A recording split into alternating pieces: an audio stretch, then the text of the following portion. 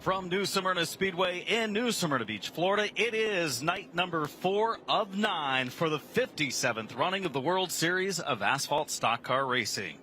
Along with Jesse Punch and Charles Crawl, I'm Adam Mackey bringing you all of the action on Flow Racing. This is the 4th night. We got all of our races in one night ago, and it was crazy action on track. It was a great feeling to get all those features in. We had some great competition, a phenomenal finish to that 602 modified feature event, a green to checker super late model opener last night, and a phenomenal, I know I've used that word twice now, but a phenomenal field of super late models here tonight, including those two cars up on the front row. Taking a look at some of the starters early as we get the one to go signal this time. The top 6 were inverted. William Sawalich, a winner a night ago, starts on the pole tonight. He was 6th fast in qualifying. William Byron from the NASCAR Cup Series. He starts outside of row 1 in the 24. Connor Jones, a pro late winner a couple nights ago, starts 3rd.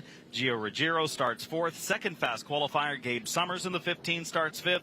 Casey Roderick, the top qualifier, 2nd night in a row in the 18 starts 6th. Got some big names deep in the field. Johnny Sauter starting 11th. Stephen Nasse back in 16th. We are coming to green. Lights off on the pace car. He will make the hard left-hand turn. William Sawalich, William Byron bringing the field off of 4. Green flags in the air. We're racing here at New Smyrna Speedway. Bubba Pollard also joins us tonight, starting from the inside of row number 8. He and Nasse qualifying 15th and 16th earlier, trying to fine-tune their cars before the big 100 tomorrow night. William Byron leads off of turn number 4 to complete lap 1 of 35. Byron has been super strong in this number 24 car for the last 12 months.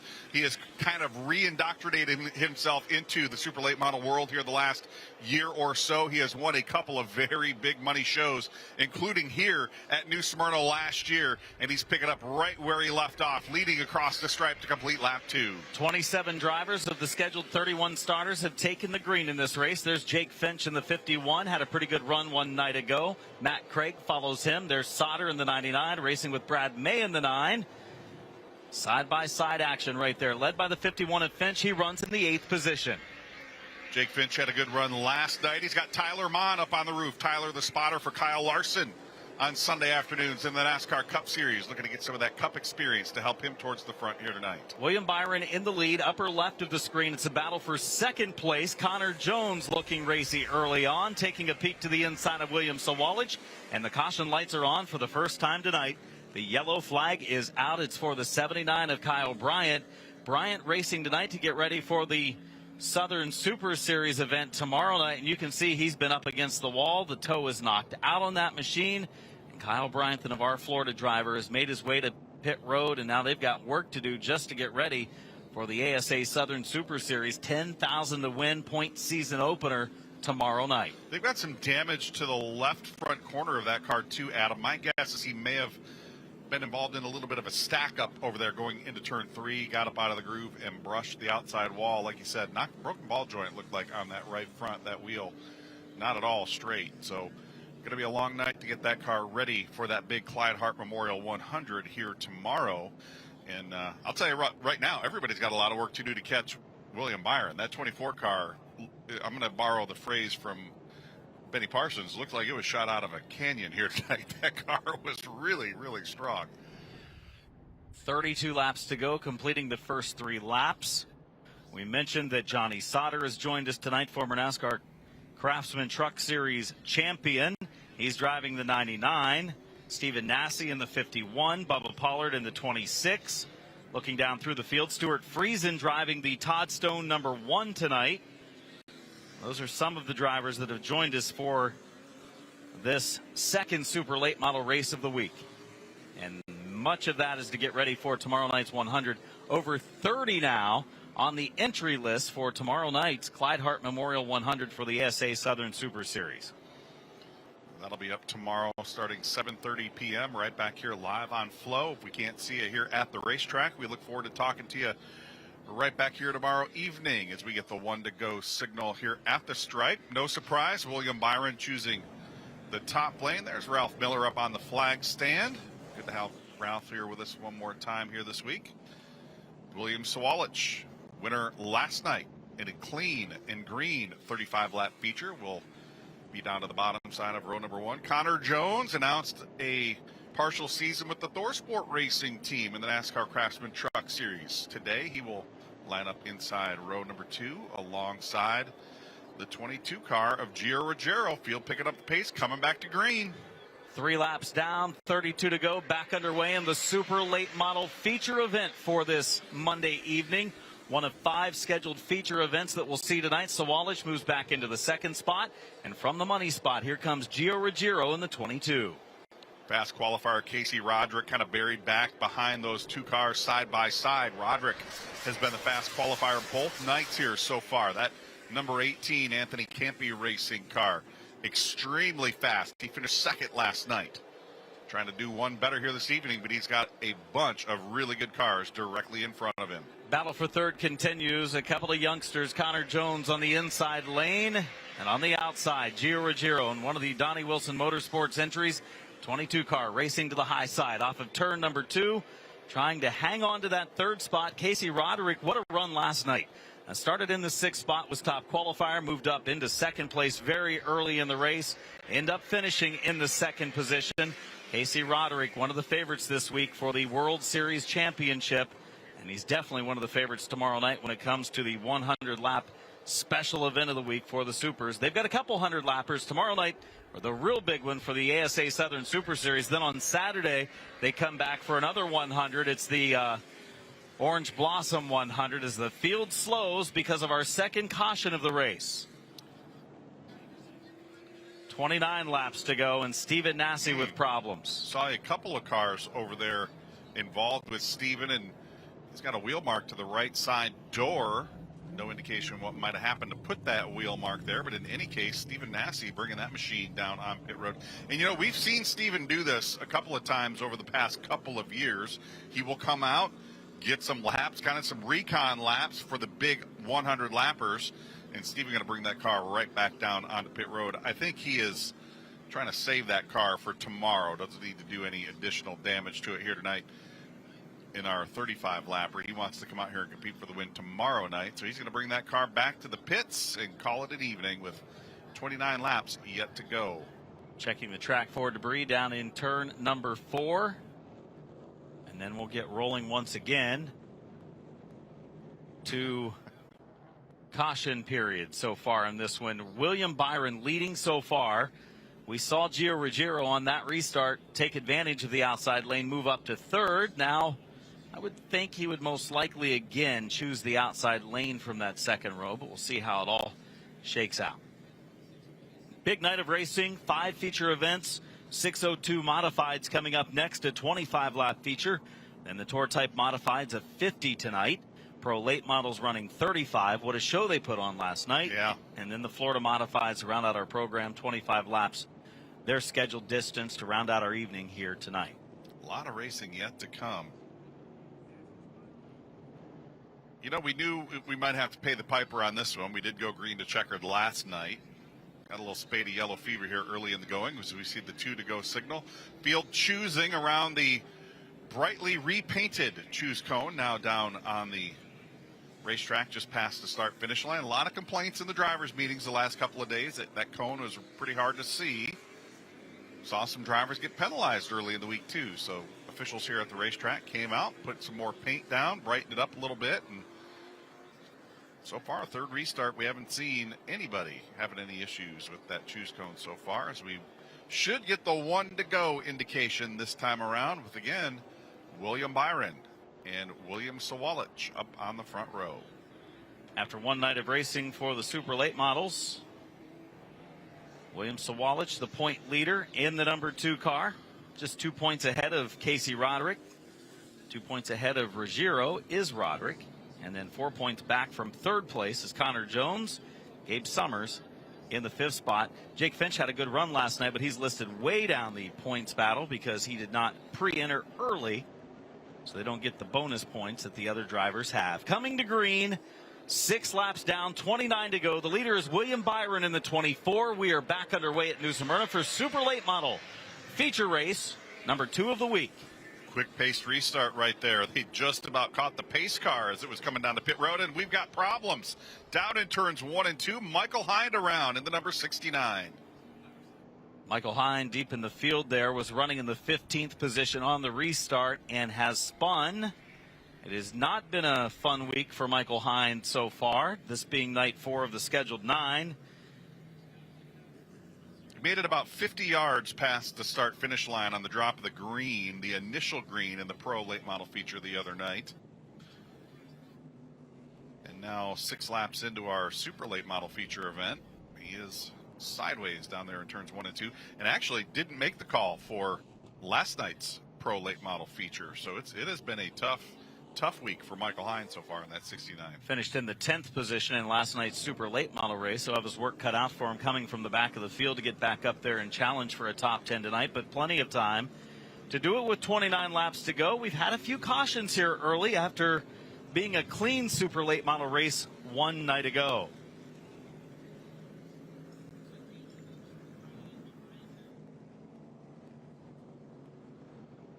Word from Jesse Punch down in the pits. She did get a chance to catch up with Stephen Nasse and said he's just parking it to save it for tomorrow night. That 100 lap event, multi-time champion of the ASA Southern Super Series, Stephen Nasse, wanting to race again. And here's what happened. Watch Hine gets into turn 1, wiggles a bit, might have had some help, but the car slides up the track. Does a real good job to keep it off the outside retaining wall and parks it in an illegal parking zone at the bottom of the racetrack. When he got on the brakes there, that car darted to the right, and he did a really nice job trying to catch up to that thing and not making any contact with the outside wall. But a very cool night here. Hard to get tires up to temp. Temperatures very pleasant this afternoon. I think we might have hit 65 degrees this afternoon, but has see Gabe Summers has just pulled into the pits. Gabe Summers down on pit road. Gabe was running in the 5th position prior to this caution. So Gabe Summers in the pits. They will jack up the left side of that race car, look underneath the left rear, underneath the rear end to see if they can figure out what is wrong with the 15. He started in the top 5, second fast in qualifying, and that was a quick adjustment, quick pit stop, and back out he goes. Unfortunately for Summers, going to give up a lot of track position after being second quick in qualifying. Going to double up this time. Here's the choose at the cone. And to the bottom. No surprise there. No surprise Gio Ruggiero to the top. Stands are filling in again tonight. Still cool conditions here. It's one of the second coolest day of the week we've had, and then it starts warming up as we go throughout the rest of the week. Some big events scheduled each night. Tonight, the big one's the 50-lapper for the Tour-Type Modifieds as they return. Of course, the actual Tour was here on Saturday night for a 200-lap thrilling feature event. I think we had 4 or 5 lead changes in the last 10 laps of that one. What a great race. And winner, Ronnie Silk, qualified fastest for that 50-lapper later on the night. Looks like he's going to be a threat for maybe a World Series championship this week. He'll have his work cut out for him.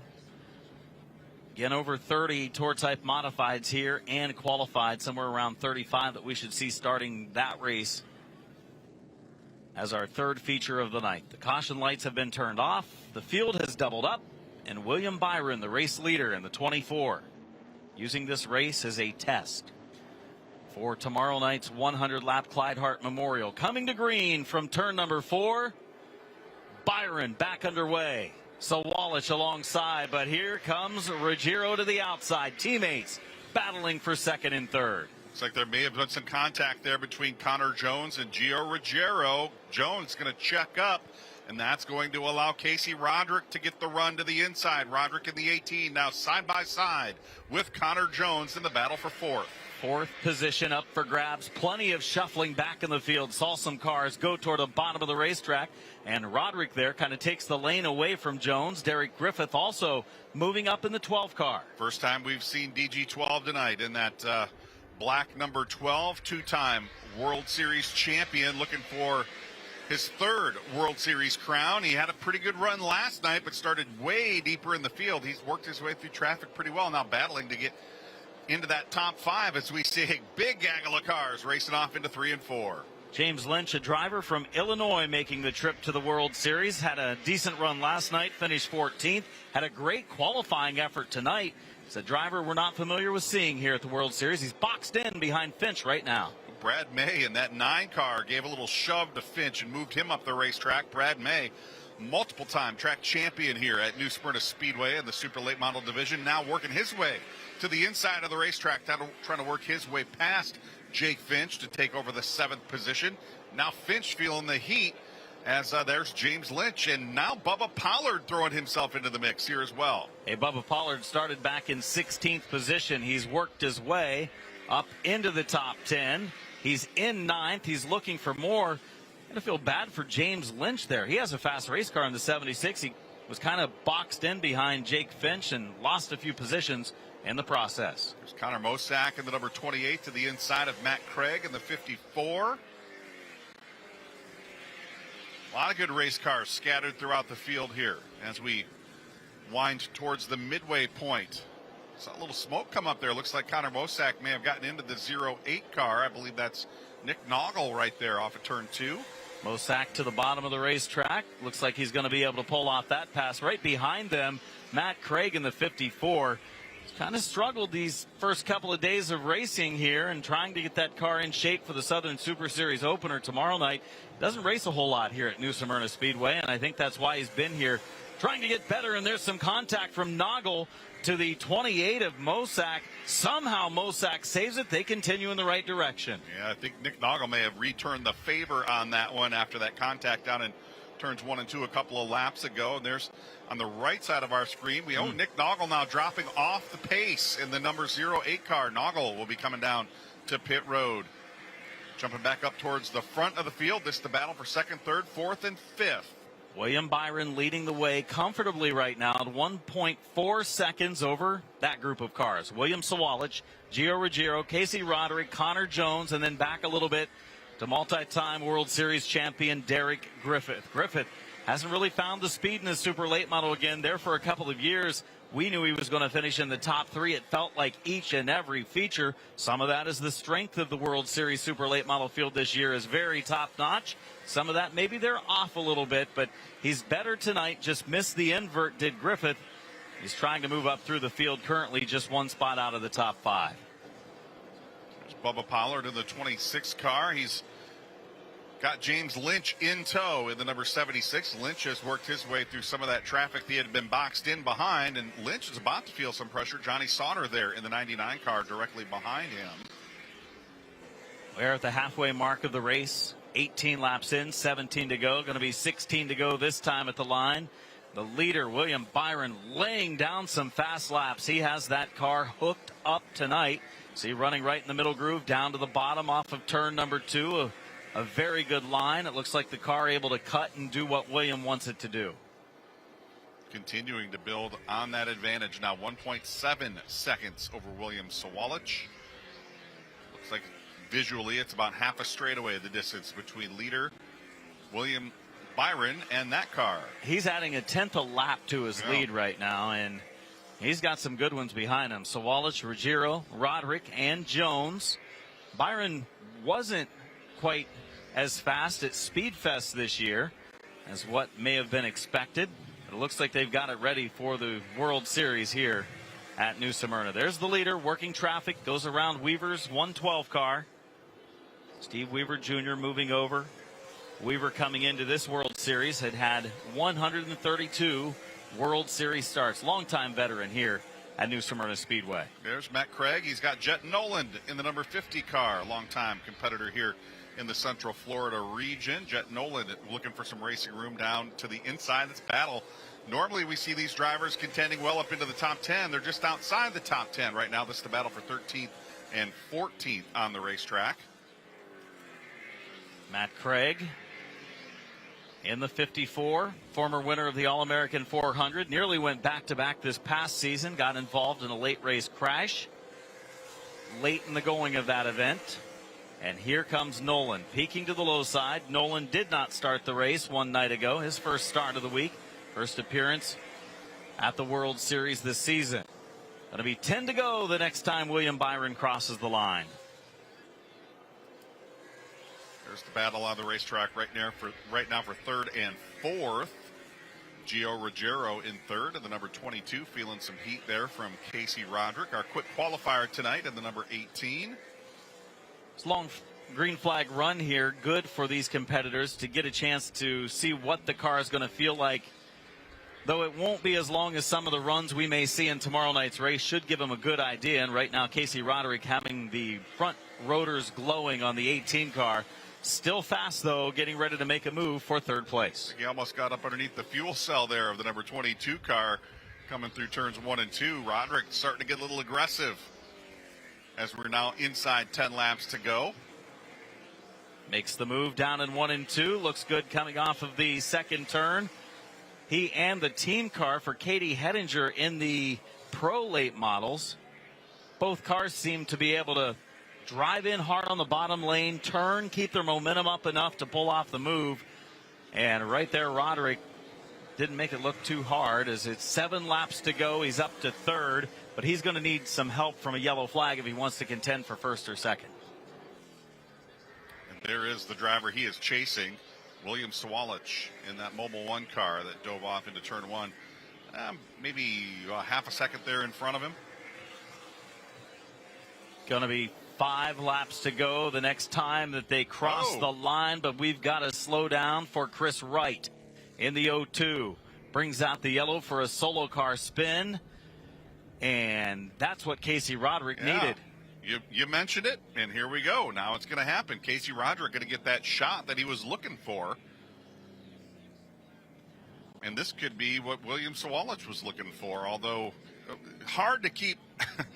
Hard to match those laps that William Byron was laying down there, but anything can happen on these double foul restarts. Byron had built up a 3.1 second lead, and he was putting a tenth or two on the rest of the field. And mind you, it wasn't like Sawalich was holding up a group of cars. Sawalich was by himself, pulling away from everybody else, and Byron was pulling away from him. So 2 fast race cars at the front of the field, and now I think you can add a third to it because Casey Roderick very well could be starting from that outside of row 2. See how it lines up when we go to the choose rule. They're lined up for the restart. Matt Craig goes to the pits. I think this might be for an adjustment, see if they can make this car any better. At this point, all about tomorrow's 100 lapper. So they are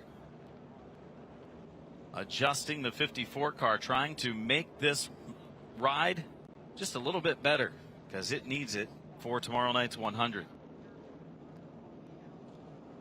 6 laps to go in this 35-lap feature event. Go up underneath the CNC boiler, number 54 of Matt Craig. He's always a favorite no matter where he shows up. And that's not been the case the first 2 nights this week. Yeah, like you said, a former All-American 400 winner was in contention last year before that late race crash. And we expect to see him a little bit closer to the front of the field. And it's been a frustrating couple of nights. But maybe they're going to find something here tonight that will help them when we get into that Clyde Hart Memorial 100 tomorrow, the opener for the ASA Southern Super Series here in 2023. And they're going to choose right here. Yep, let's see who goes where. William Byron outside, William Sawalich inside. Then Casey Roderick, as expected, takes the outside of row number 2. So now the key for the 2 car, William Sawalich, is not to close the door, or be able to close the door at least on the 18. For the 18 of Roderick, not to allow the 2 car of Sawalich to get up there in front of him. He wants to follow Byron into the lead and see what he's got. 6 to go, plenty of time for some good racing at the front of the field. Will it be our last yellow flag? It very well could be. Could be. Can't count on him. That's for sure. Lights out on the pace car. 1 to go signal this time around. We'll get the green next time off of turn number 4. William Byron has had the field covered from the start of this race. He was on the outside of row number 1 for the start. He was 5th fast in qualifying, which was perfect, with the invert being a 6. Here comes Byron and Sawalich on the inside lane, ready to go restart with 6 to go. And the opener for night number 4 at the World Series. Green flag back up in the air, and here comes Casey Roderick in the 18. He's pulled alongside William Sawalich through turns 1 and 2. He needs to clear Sawalich right here, and he does. Now does Casey Roderick have time, and does he have the race car to get up there and battle William Byron for the win? Back a few spots, we watched the 9, many-time track champion, veteran from Orlando, Florida, Brad May, trying to move into the top 5 with Connor Jones outside. He does. Brad May up into the top 5 now, closes the door on Connor Jones. So great restart for Brad May, picking up a couple spots. Jones, a little bit of bumper tag there. 5 laps to go for William Byron. Casey Roderick trying to close the gap. We watched Jake Finch and Derek Griffith side by side. You mentioned Brad May, an impressive run for him tonight in the backup car after some issues last night. As we watch this battle between Connor Jones, Derek Griffith, Jake Finch. A lot of really good race cars just outside the top 5 as laps are winding down. Just a couple of laps remaining.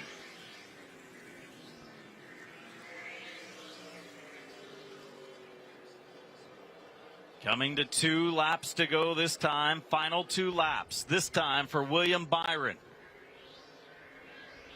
Timing and scoring has been lost from the officials' room, but we will watch on our screen here as Byron will bring him to the white flag. And this car, by far, fastest in the field tonight. Exactly what we expected out of William Byron as Ralph Miller waves the white flag. He's got about a third of a straightaway in hand over William Sawalich in second. Byron working his way off of turn 2 down the back stretch cleanly into turns 3 and 4.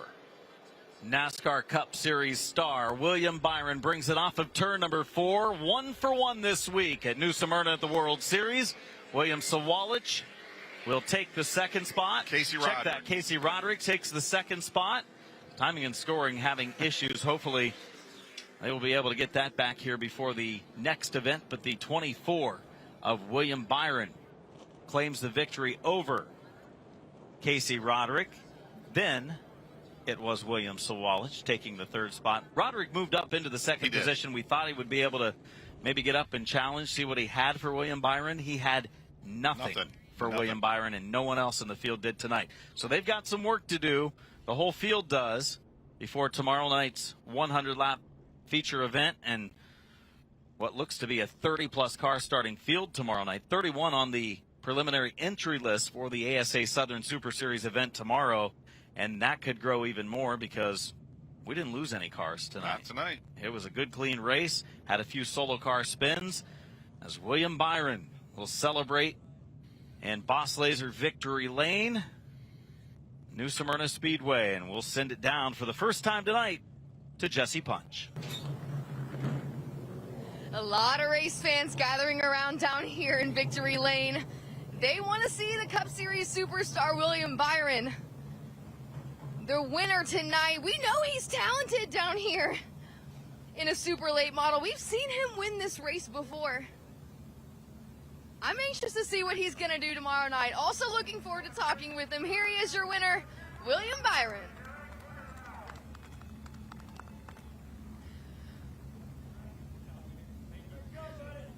William, congratulations on the win. You had mentioned you wanted to run tonight's race to help you have an understanding of what you were looking at tomorrow night. Well, what do you think? Yeah, the car was really good. Thanks to all these guys on Wilson Motorsports team. Car was awesome. I mean, really the first the first practice, I thought we were good. We had newer tires than everybody else, so we still had some work to do to kind of get a good general balance. But felt like I figured some things out in the second practice that helped me, and we got the car a little bit better too. So just thanks to all these guys and US Radiator, Liberty Valve Lean, Exalta, everybody, Hendrick Motorsports that lets me come do this. So really appreciate them. It's a good tune-up, for my other racing, and I just really enjoy, these super late models. They're a lot of fun. I've struggled on restarts with these cars before, kind of just the way the wheel spin is. So felt like I got tested on that, and that was good for tomorrow too. So yeah, just exciting. Any hesitation about tomorrow night? No, I mean it'll be a great field, and it'll take a long run car. So we had a pretty good short run package for today, and it was probably just getting to the point where car was kind of beat up and the tires were mad. So I ran it really hard there at the beginning and wasn't hoping. I was hoping for no caution. So those restarts didn't help, but it was good. Congratulations on the win. Yeah, thank you. That's William Byron. He's 1 for 1 here already this week in New Smyrna Speedway, your super late model winner tonight. Yeah, he's pretty happy. All smiles and had a lot to talk about after that victory here on night number 4. He's definitely now the favorite tomorrow night. And seriously, one of the most likable young kids in the NASCAR Cup Series right now. Hard not to pull for William Byron. Good to see him come out here and have some fun tonight and take it to these super late model drivers as we get ready for that big one tomorrow evening. Second place run for the number 18 of Casey Roderick. Second place run in 2 starts this week. Jesse? Casey, we saw you gaining some positions there after that final restart. Take me through the last laps of this race. What were you able to take away? Oh, well, luckily we got that caution at the end, to start on the outside with William. He's really good, so picked the high line there to make the restart with, and it paid off. I was able to hold off the 2 there for the last few laps, but we got to get a little better.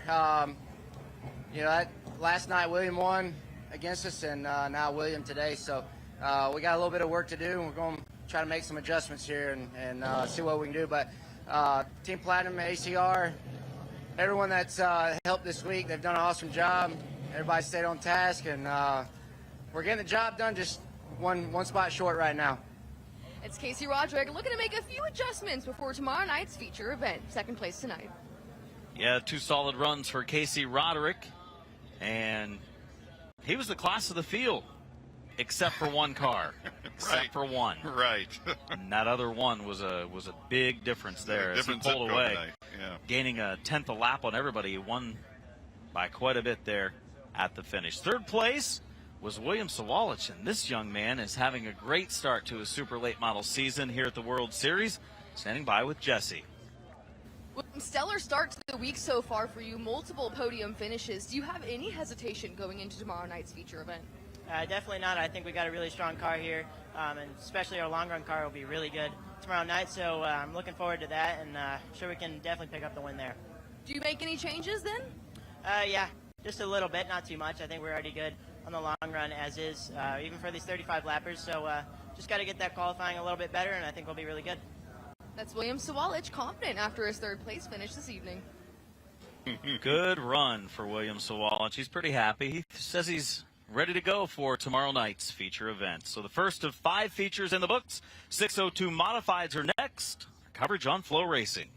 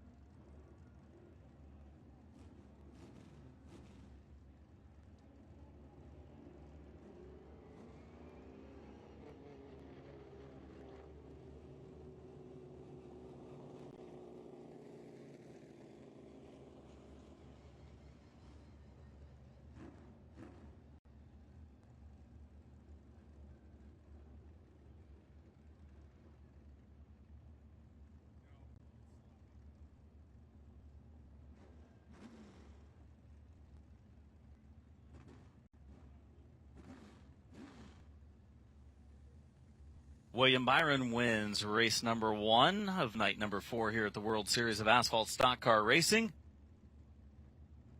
Brings up our next event, the 602 Modifies, and looks like most of them are on pit road and ready to go. And it's another big field. Last night, 30 plus taking the green for their feature event. Tonight, looks like we're going to have about the same.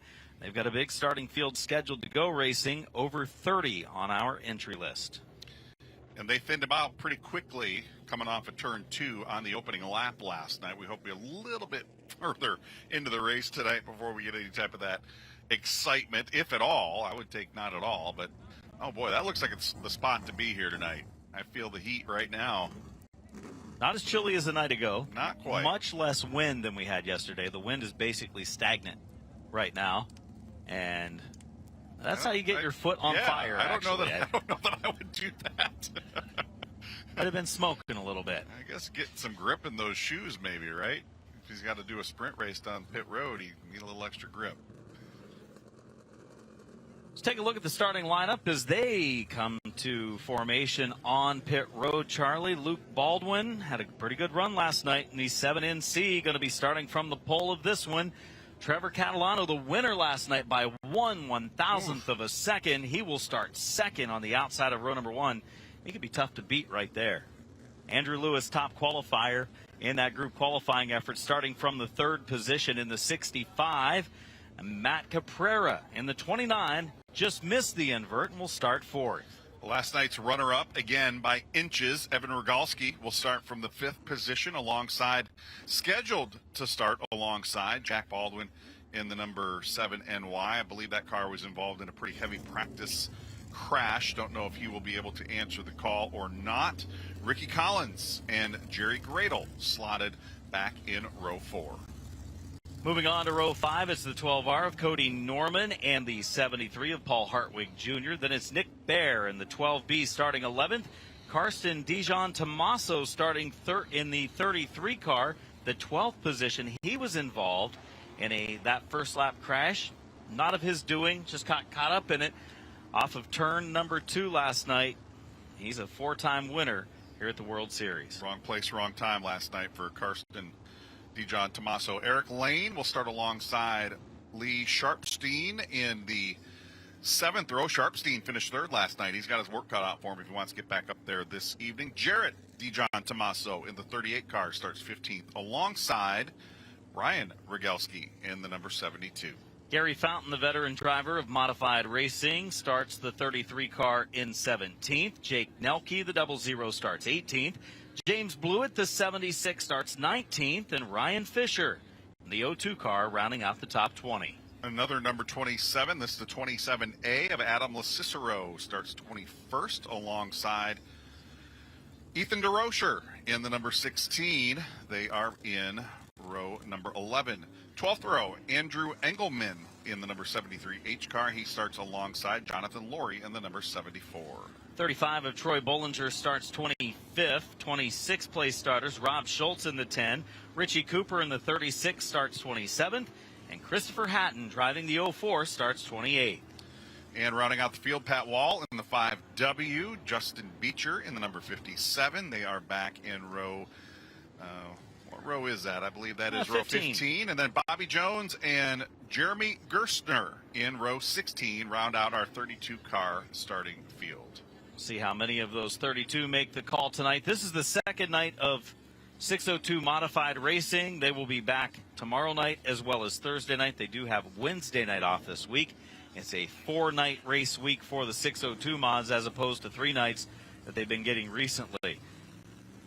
Tour Type Modifieds, they're going to be next up. You see some of the Tour Type Modified guys getting ready on pit road right now. There's one of them right there, that 24 car. A beautiful machine. Andrew Krause. Yeah, Andrew Krause. What a field of Tour Type Modifieds again here tonight. They will be going again right after our next feature. Did I get that stat right from Zach earlier today that Andrew has finished second in the Turkey Derby 4 times? 4 times. Wow, that is actually a pretty impressive stat. You know what he would think would be more impressive? Oh, 4 if wins. He won one and finished one win. Second 3 times. Right. That would be better. So we will see a feature event here tonight. 25 laps for the 602s. Then the 50-lap Tour Type Modified race coming up next. Pro Late Models and Florida Modified still yet to go in our coverage here on Flow Racing. Jesse Punch down to the pits. Charlie Kroll, Adam Mackey up here in the booth. As they know.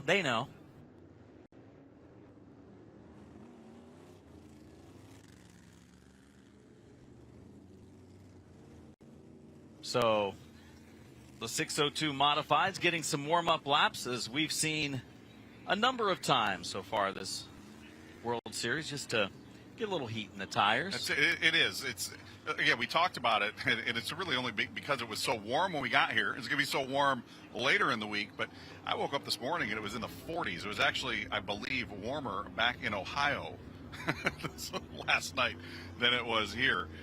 And, a little chilly, so we're going to get the heat built up in these tires and hopefully not have a repeat of that first lap incident we had yesterday. And that was definitely a racing deal coming off of turn number 2. One of the drivers kind of pushed up the track. There was a car peeking to the outside. He had to check up. Oh, absolutely. When he did, then they all just kind of accordion piled in because they're trying to keep their momentum up, not check up on the exit of the turn, and lost, about 5-6 cars, I think, on that accident. Most have been repaired and back here tonight, as we have 29 drivers on the racetrack of the scheduled 32 that were in our starting lineup. I think the really impressive thing is Karsten Dijon Tomaso got that car back together. Looks like that car wasn't even involved in an incident, and he had a car in his driver's side door panel here yesterday. Another thing I've noticed which speaks to the competitiveness of this division and the quality of competition is we had drivers who were way up in the running order yesterday. A couple of them who started way up near the front of the field, starting way at the back of the field today. Bollinger, I believe, was one of those. Troy Bollinger in the 35 car. He was up at the front of the field and involved in that incident yesterday. He's going to start back in the 23rd position. And then our third place finisher yesterday, Lee Sharpstein, all the way back in 14th. And Sharpstein was up front all night long last night. So this is a very evenly situated, very level playing field here in the 602 Modified division, and just kind of depends on the day and depends on who's going to hit the setup just right and who's not, and a very good mix of competitors throughout this field. This is the third season that the 602 Modifieds have raced as part of the World Series, and they have put on a good show. The fields have grown each of those 3 years. It's a more economical form of modified racing, while the cars may look the same and be very similar. Tires are much more narrow, a harder tire, and a 602 crate engine are two of the biggest differences. So less grip and less power as we get ready to go green. One lap from now, and they put on a good show. After that crash on turn 2 last night, right. The racing was outstanding. 1/1000th of a second. It literally cannot get any, well, it can, I guess, a tie, but it can't get any closer than that. So Luke Baldwin and last night's winner, Trevor Catalano, up on the front row. Andrew Lewis, Matt Caprera back in row number 2. Evan Rogalski, last night's runner-up alongside of Ricky Collins. Ricky had a good run last night. Pace car now pulling ahead. He will pull down onto pit road. Luke Baldwin picking up the pace, coming to green off of turn 4. Good start for Baldwin there. Last night started on the front row as well, kind of faded back in the field, and then by the middle of the race really got into his groove and got up and challenged and battled in the top positions. Baldwin side by side down the backstretch with last night's winner, Trevor Catalano. Baldwin's car didn't quite come to life really quickly last night. A lot better tonight. That car is going to slot back into that second position. Last night's winner, Trevor Catalano, picking up where he left off. He's going to lead across the stripe to complete lap 1. 1 down, 24 to go. The outside lane moving forward. Ricky Collins in the 51 moves up inside the top 5. In fact, up to third behind them. Side by side, it's the 27 of Evan Rogalski. Last night's second place finisher came oh so close to picking up the win. Rogalski working the top side there through turns 1 and 2. Now look at Ricky Collins in the 51 car. He's going to move to the inside of the racetrack alongside Caprera in that battle for the 3rd and 4th positions. And here comes Andrew Lewis trying to follow him through. Good battle towards the back half of the top 5. And Lewis was the top qualifier, pulled the 3-pill, putting himself in the 3rd starting position. So we know that car is fast. Sharp-looking ride as well. Boy, these cars are beautiful. Just like the Tour-type Modifieds, very sharply done with all of the wraps, the graphics. Meanwhile, it's the 54 of Trevor Catalano pulling away, building up a sizable advantage early on over Luke Baldwin, Ricky Collins, Andrew Lewis, and Matt Caprera. There's Luke Baldwin now feeling some heat from Ricky Collins down the backstretch. Collins in the 51 going to look to the inside. He's going to power underneath Luke Baldwin and take over that second position. Here comes our quick qualifier, Andrew Lewis, trying to follow Ricky Collins on through down to the bottom side. Now Collins back into that third position. Boy, these cars race really well side by side for the third position. Now Collins has moved into second. It is Lewis moving up into third.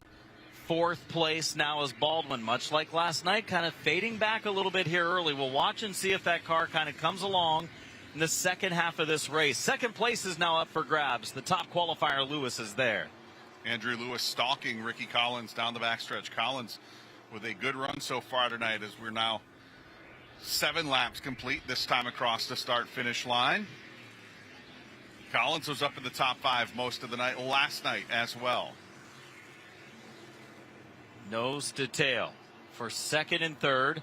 Baldwin's fallen back, running by himself in the fourth position. Matt Caprera then leading the next pack of cars, including Rogalski, who was sideways on the exit of 4 that time. Rogalski came up so close after leading a number of laps last night in the feature event. Take a look at that battle down to the bottom right of our screen. A gaggle of race cars down the backstretch and off into turns 3 and 4. We keep an eye on the battle up at the front to the top left. Trevor Catalano continuing to build on that advantage, 1.1 seconds up at the front of the field. But the intense action, the middle of the field, there's Karsten DeJohn Tomaso, that white number 33 car, third car in line. Right behind his brother Jarrett in the 38. Running nose to tail. We see Hartwig in that group as well. Some pretty big 602 modified names back there, ones you would expect to be up there competing toward the front of the field, as we've seen in the last 2 years. It's not been the case over the first 2 nights this week. Upper left of the screen, second place, the battle heating up again. Ricky Collins trying to hold off Andrew Lewis. Yeah, the Hartwigs and the DeJohn Tomasos, a couple of the families that dominate 602 modified racing back at home. So we go back up to the front of the field. There's Andrew Lewis in the 65 car, still trying to find a way to get around Ricky Collins in the 51. Andrew Lewis from Ontario, New York, 14-year-old driver, a youngster, setting fast time and putting on a good show right here, trying to make the move, but being patient, racing against the 51 of Collins. Collins, 24 years of age. He won the final 2022 World Series race last year. He calls Willow Grove, Pennsylvania home. They're battling for second and third. Halfway right now, 13 in, 12 to go. And right now, Trevor Catalano, we got problems right here on the front straightaway. Car around right here at the start-finish line. That looks to be the 00 of Jake Nelke. That will put us under the caution flag for the first time tonight. Good clean racing to this point, getting the first half of this race in. 13 down, 12 to go. Nelke in the wet grass down there, able to turn it around and go back in the right direction. It's funny how we've watched the stands kind of fill in as these races have progressed the first 2. But Nelke there bringing out the yellow flag with what will officially be 12 laps in as they go back to the last completed lap. They didn't get everyone across the line that time before the yellow flag wave. So still a lot of cars on the racetrack. In fact, at least 28 of the 29 still racing. Those 28 on the lead lap. Flow Racing replay. Let's see what happened. Keep an eye on the black 00 car to the outside of the orange and blue number 72. They knock wheels at him off of turn 4. Nelke just couldn't catch up to the steering after that. Look at him working that steering wheel there to the inside. And he's going to slide her between. And I believe that's the Paul Hartwig Jr. car and I believe Cody Norman in the 12. Kind of threading the needle while he was out of control there. Here's a good look at it from the speed shot. Yeah, Rogalski in the 72 just got up a little bit high. They bumped tires, and it was all the 00 could do. Loop it around and try to keep it off the wall. Did so. That's a good sign. Should be able to continue. There's the leader. We haven't seen much of this 54 because all the action's been back in the field.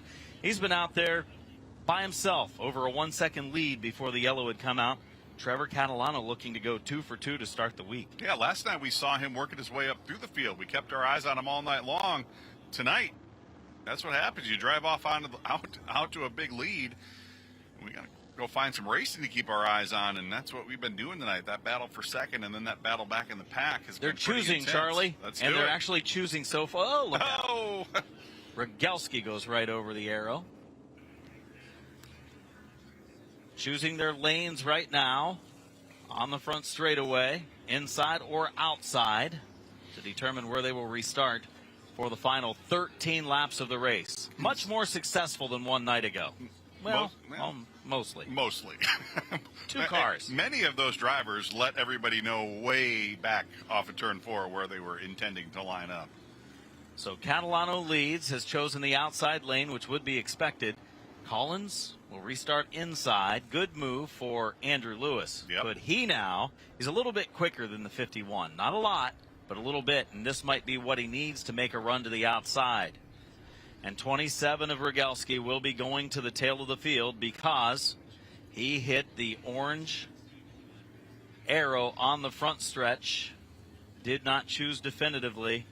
That's an unfortunate break. You got to be aware when you're out there. You see the two to go, you better go to the inside or the outside.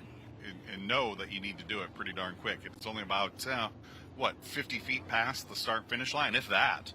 So in addition to that arrow that's on the front straightaway right in the middle of the racetrack, they have put kind of a tractor sign up on the fence in line with what that arrow is, so that can easily be seen. You absolutely know where that point on the racetrack is. Terrible break for Rogalski. Young man did such a great job last night, but now he's going to have to go to the tail. Lost by 1/1000th of a second, and it perfect replay from our Flow Racing camera showed what timing and scoring also showed last night, and it was a smidge, I think, is the right word. A smidge, I think, is the scientific word for that amount of time. Lights off on the pace car. Trevor Catalano and Ricky Collins on the front row. Luke Baldwin slotting to the inside row 2 position alongside Andrew Lewis. As we come back to green with 13 laps remaining, just over halfway yet to go here in our 25-lap 602 modified feature. Trevor Catalano picking up the pace off of turn 4. Green flag back out. We've got trouble. cars in the wall off of turn 4.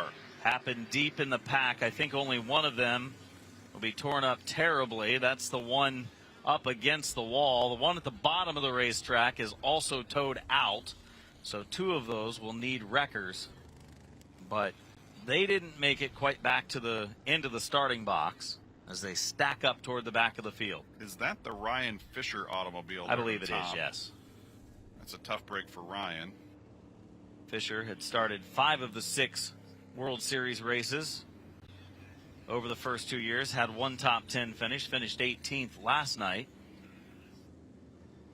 Those 2 drivers will be waiting for a hook. Well, one's going to pull away, but you can see it's definitely not going to handle. Here's the restart. Towards the back of the pack here, Adam, as they stack up directly in front.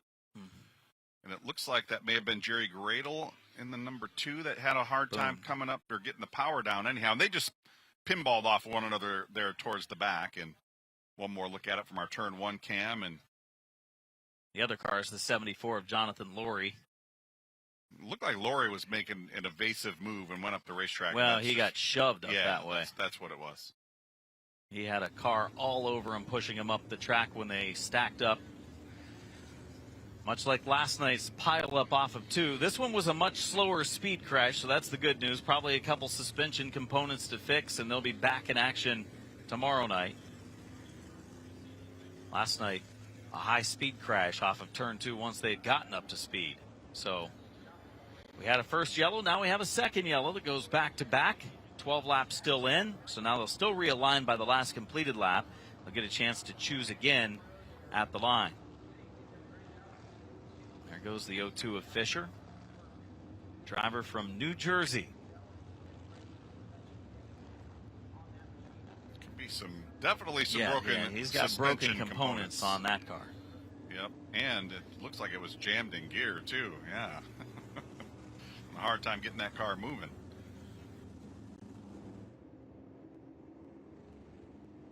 So they'll realign him again. Get him sorted out toward the back of the field. We're not going to start him 4 wide.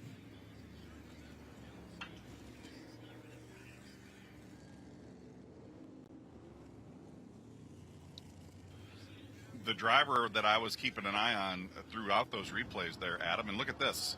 Karsten John Tommaso. No, that's the Gary Fountain machine. Gary Fountain, I'm sorry. Okay. I was going to say, I saw the 2 number 33s. Yep, and they're somewhat similar, but there is no D on this one, so that's how we will know. But as I was going to say, keeping an eye on Evan Rogalski on that restart, he was sent by penalty to the rear of the field, and you have to feel that anxiety and that nervousness anytime you get sent to the back of the pack and you start to see those cars stacking up in front of you. You just got to do everything you can to weave your way through it, and he did a nice job narrowly avoiding a couple of those cars over there in turn 4. But unfortunately, still under penalty, he will still have to restart from the tail of the field on this third attempt to go back racing here tonight. I feel like that's going to be crucial in the long run for this championship battle. They haven't really determined a championship in the previous 2 years. They only ran 3 nights.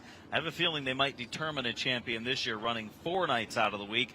Catalano led the points over Rogalski by 48, but now you see the big gap between the two, and that's going to be about 2 or 4 points a spot all the way back through. So Catalano, with that 2-point advantage over Rogalski, could grow mightily tonight if they finish the way they are right now. Sharpstein had a good run one night ago, was 3rd in the standings. Sharpstein in this race back in the 8th position when we get ready for the restart.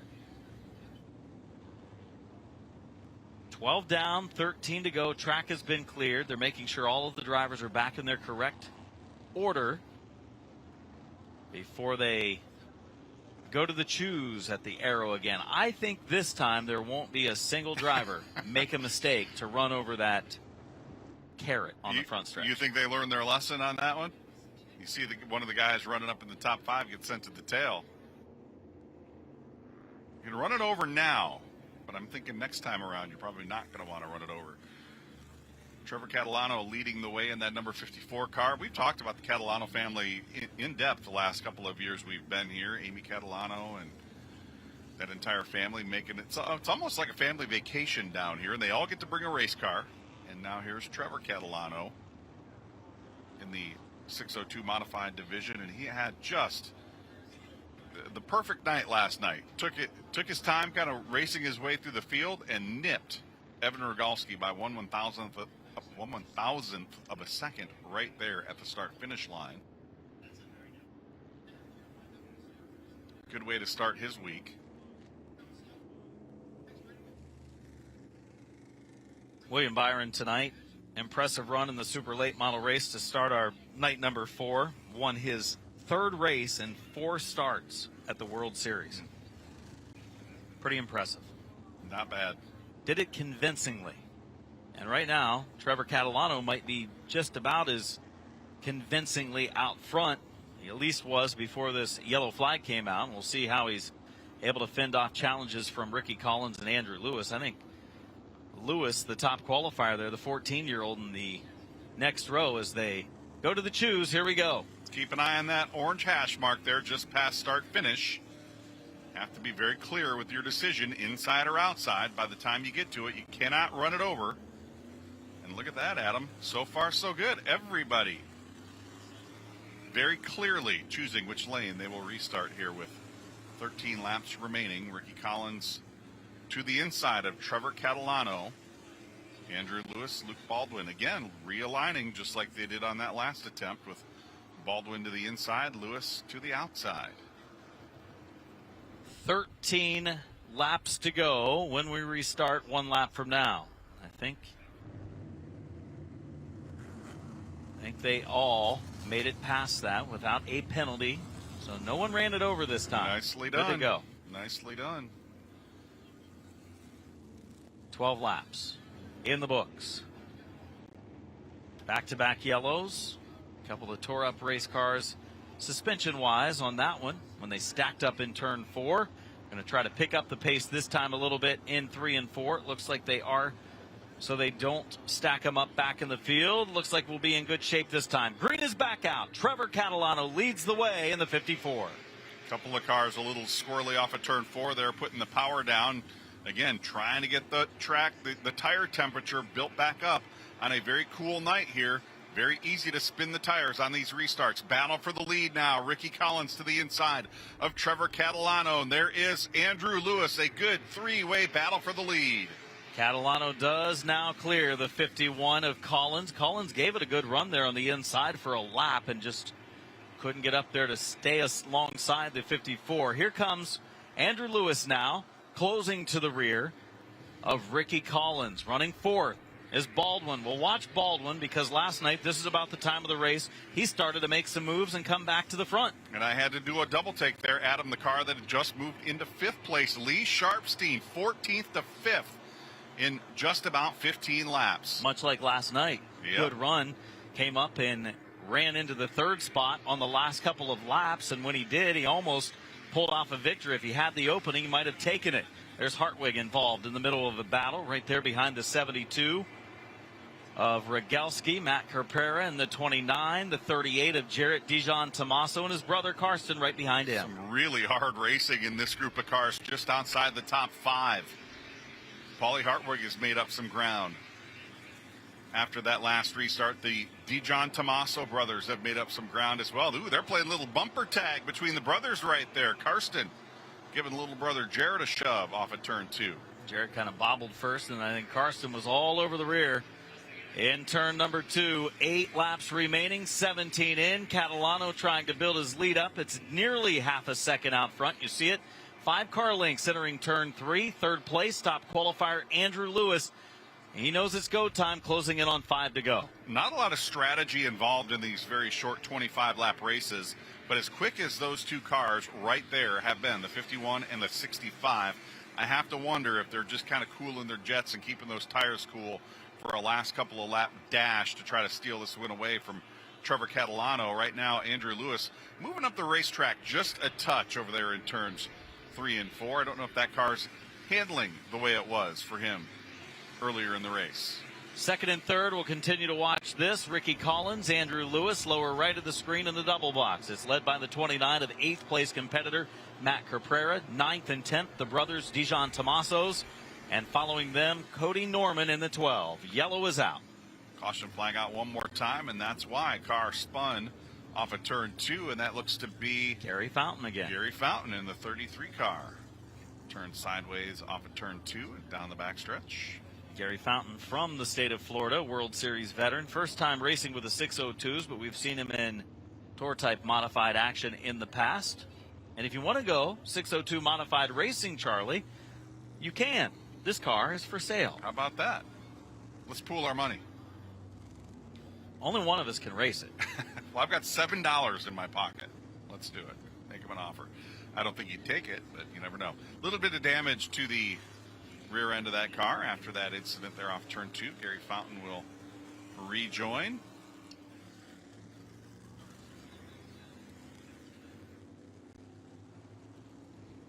Again, Trevor Catalano with the lead. Ricky Collins will line up alongside, we presume alongside on this restart. Andrew Lewis has taken over third. Luke Baldwin and Lee Sharpstein, a great run. 14th to 5th for Lee Sharpstein tonight. Jessie broke in. She said over the radio, she, our pit reporter, she's down there.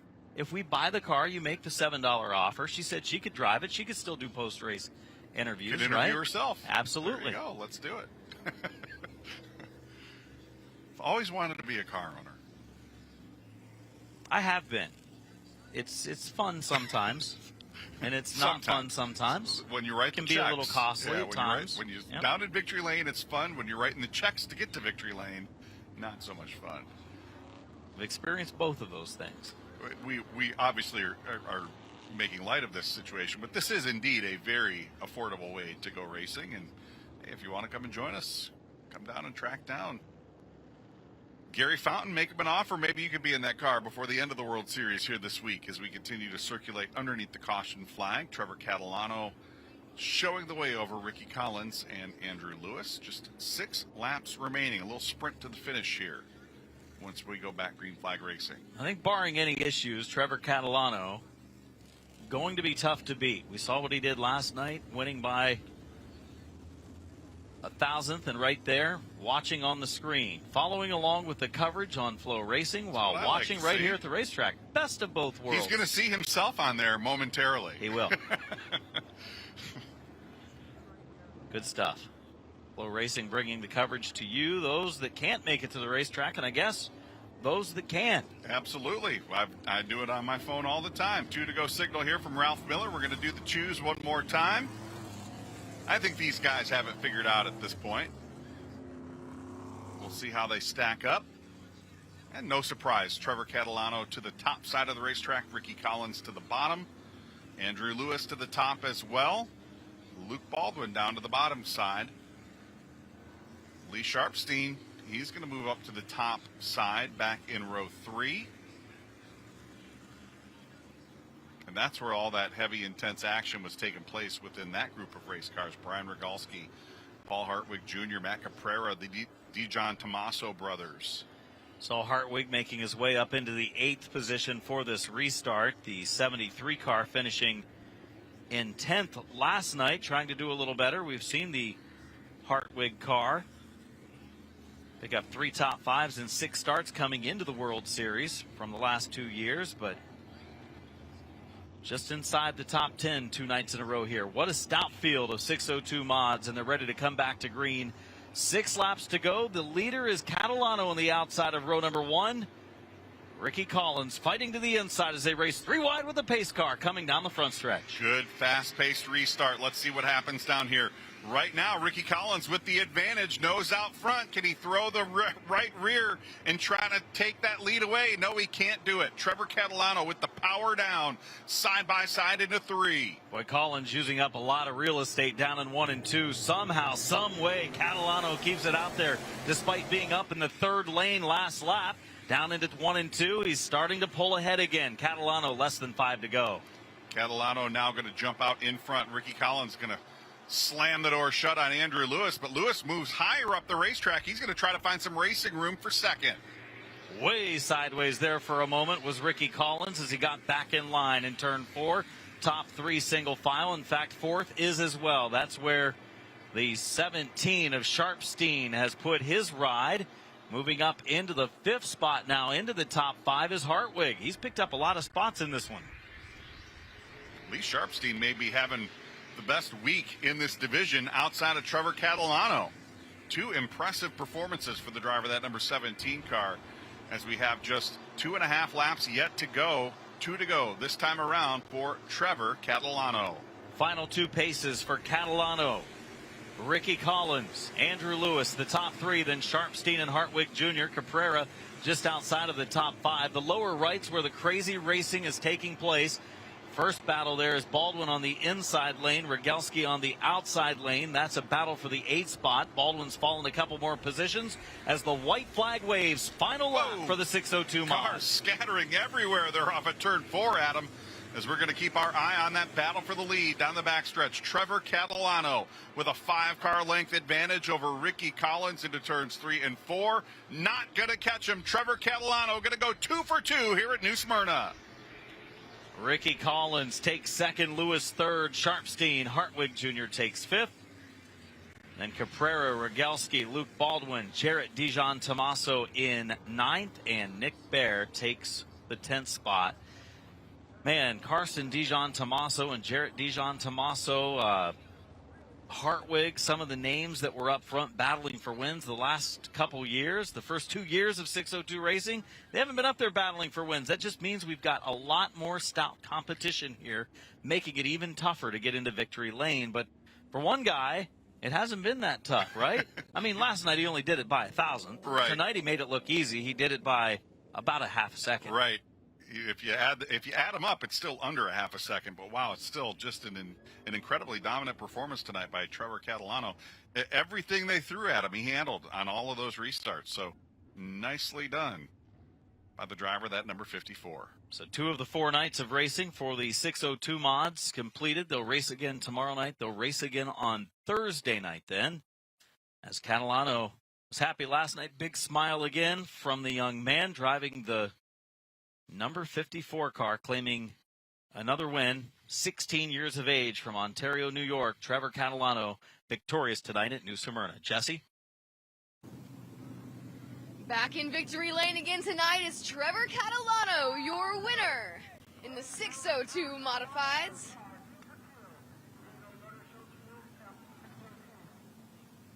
We always love to see a smiling driver here in victory lane. Trevor, congratulations on the win. Another dominating performance here tonight. That restart there at the end, a hard-fought battle there between you and second place. What was the key to playing such great defense? Yeah, I really did. Was kind of just I really didn't know if I wanted the top or the bottom there on the restart.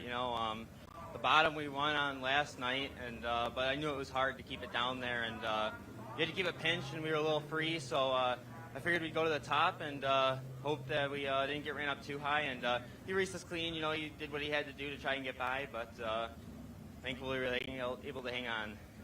So much success already this week. What's going through your mind? Yeah, I don't really know what to think. This is awesome. For my first time here, in racing, and never ran a 602. This is awesome. We brought a good car right from the trailer, and we haven't made many adjustments, and it's been lightning fast. Well, that's Trevor Catalano. Congratulations, Trevor. Thank you. 2 for 2. He would like to go 4 for 4. I'd say there's going to be some competition stepping up to try to keep him from doing just that as we go over the final 2 nights for these cars. I like to say you can't win the rest until you win the next. That's correct. We'll set it up tomorrow, right? And he's been the best of the best when it comes to these first 2 nights. Second place, good run tonight for Ricky Collins, and he tried his best on that last restart to make it as wide as possible down in 1 and 2. It almost worked, but not quite. Still a good second place run, Jesse. Ricky almost had him there in those final laps. Take me back from the restart. What was going through your mind as you were chasing him down? I was talking to my spotter the whole time, and I knew I wasn't faster than him, but I knew I might be able to edge him out on the restarts. And I tried everything I could short of wrecking him, but we just didn't have enough tonight. Overall takeaways then from your run, are you happy with it? I'm really happy with it. We got the car a lot better from last night. It was pretty bad, but I adjusted on it all day, got faster all day, so that's all we can ask for. That's Ricky Collins finishing second this evening. Good run for the 51 of Ricky Collins. He held off the top qualifier, Andrew Lewis, and there's a lot of youth in this class, including the third place competitor in that 65, the top qualifier, Andrew Lewis, bringing home an outstanding finish here at the World Series. He stands by with Jesse Punch. Andrew on the podium here this evening. What does it mean for you to bring home a third place finish here in the World Series of Asphalt? Feels good. Getting the 2 top qualifiers both days. First time down here. Feels good. How do you describe the competition here during this 602 modified class? The whole field is really tough. Definitely the top 10 is super tough, and it's fun battling with them all. Andrew Collins having a lot of fun down here battling in the 602 modified class, finishing third this evening. He's 14 years of age. He looks even younger, and where he runs up north, he is the young man to beat, and he's had a nice third place run here tonight after setting fast time. Look what's next. It's going to get even more exciting here at the World Series. First night for the Tour Type Modifieds. They were in the NASCAR Whelen Modified Tour 200 lapper. Many of the drivers back again tonight to run a 50-lap feature that's next on Flow Racing.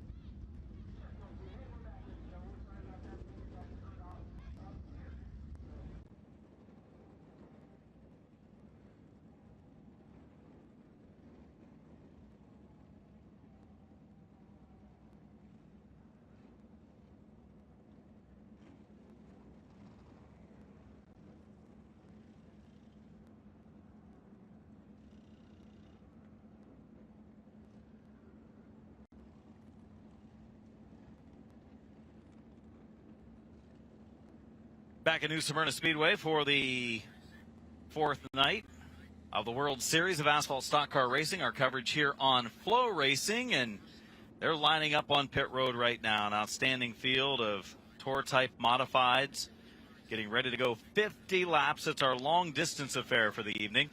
Pro late models, they will be following that event, 35 laps, and the Florida Modifieds, a 25-lap feature as well.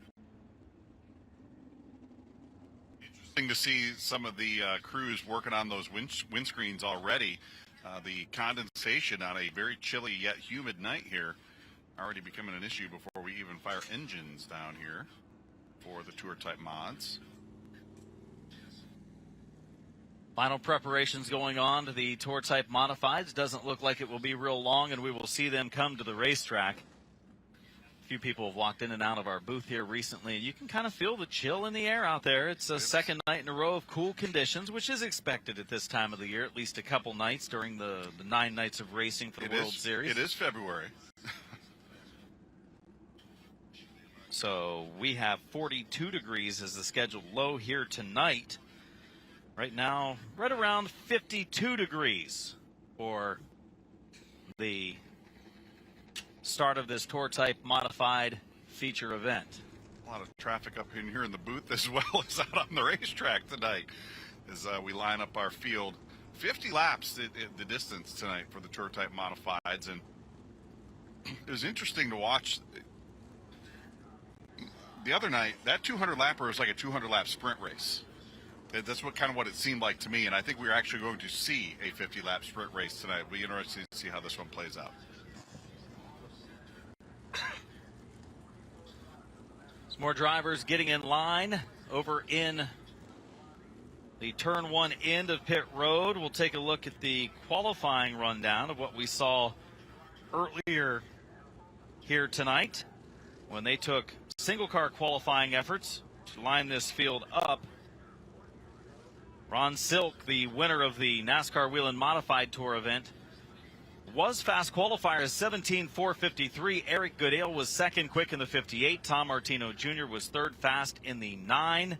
Patrick Emmerling was fourth quick, and Ronnie Williams was fifth fast in the number 50 car. So we look at the starting lineup. Silk drew the 4, putting himself in the 4th starting position and putting Patrick Emmerling on the pole in the 14. We're not used to seeing him in the 14 car here. We're used to seeing him in the 07 car. So Emmerling will start from the pole. Tom Martino Jr. starts outside of row 1. Row 2, Eric Goodale in the 58. Ron Silk, the top qualifier, in the 16. And, of course, Ron Silk picking up the win in that 200-lapper the other night. Ronnie Williams, our 5th quick qualifier tonight, starting P5. Alongside Big Money Matt Hirschman. Matt fought an ill-handling car all night Saturday night, still managed to come home with a podium finish. Showtime, Jimmy Blewett starting 7th tonight in the 7NY car alongside former Craftsman Truck Series winner Joey Coulter in the number 02 back in row 4. Row number 5, it will be Burt Myers in the 17 on the inside lane. Good to see Burt Myers in action. On the outside of Myers will be the 179 of Anthony Bello. Then it's Dylan Stewart in the 11A and Tyler Ripkema in the 32 car making up our next row. Justin Brown in the 46. He will start alongside Craig Lutz in that beautiful number 82 car. David Sapienza in the number 36 alongside Eddie McCarthy back in row 8. Row number 9 of J.R. Bertuccio in the 2B starting 17th. Cam McDermott in the 8 starts 18th. Tyler Catalano in the 54C starting 19th. And Spencer Davis in the 29 starts 20th. Brent Meservey in the number 45 car starting 21st alongside Anthony Cecily back in the number 19 car. Brian Roby starting 23rd alongside Andrew Kraus, 24 in the number 24 starting 24th. Louisville, Kentucky driver Caleb Hetty starting the number 7 in the 25th position. Anthony Nocella in the 92 starting deep in the pack tonight in the 26th spot. Kyle Elwood in the 71 starting 27th. Starting 28th is Amy Catalano after celebrating her son's victory for a second night in a row. Jeremy Gersner in the number 55 starting 29th alongside Paul Hartwig Jr. in the number 73. Nick Noggle, we saw him earlier tonight in the super late model. He's going to start 31st alongside Norman in the number 11N. Christopher Hatton, Rich Parker, and Al Emarino rounding out our field of Tour-type modifieds, expected to start and take the green in this 50-lap feature here tonight. So we ran the official Tour race on Saturday night, and now we are getting ready for a 50-lap Tour-type modified event here this evening. A couple of other longer distance affairs for the Tour type modifieds coming up later on in the week. Of course, the Blewett Memorial 76 lapper coming up later in the week, along with the Richie Evans Memorial 100 coming up on Friday night. One of the members of our Flow Racing team this week, Jessie Punch, is down there as she watches the Tour type modifieds get ready to go. And Jessie, it's about to be an exciting 50-lap feature. I don't know if they can live up to the excitement that we had on Saturday night, but they're going to give it a try. My gosh, I don't think they can, but we have seen some incredible modified races here this week already. And you guys mentioned it. We just saw that 14 of Patrick Emmerling leading the onto the racetrack. I fortunately have been able to get to know Patrick this season, covering the modified tour. But not only that, also on the Xfinity circuit. He's a co-owner of an Xfinity team, Emmerling Gase Racing, with another National Series driver, Joey Gase. But in talking to Patrick, he said, yeah, like you were mentioning earlier, Adam, car ownership is not always the most fun part of racing, which is why he loves the opportunity to get back into modified, because this is truly where his passion lies. You know, the business side of things for the Xfinity Series and the fun racing side of things for the modified. So I'm looking forward to seeing him here tonight in this 50-lapper. Thank you very much, Jessie. She was getting her workout there. She was way down around turn one, kind of out of range there, and she had to walk all the way back down pit road as we went to her there. She got her little exercise in, and she'll warm up a little bit, too. That's probably, she was probably hanging out by the fire barrel. Absolutely. Let's be real. Let's be real here. That's where I would be.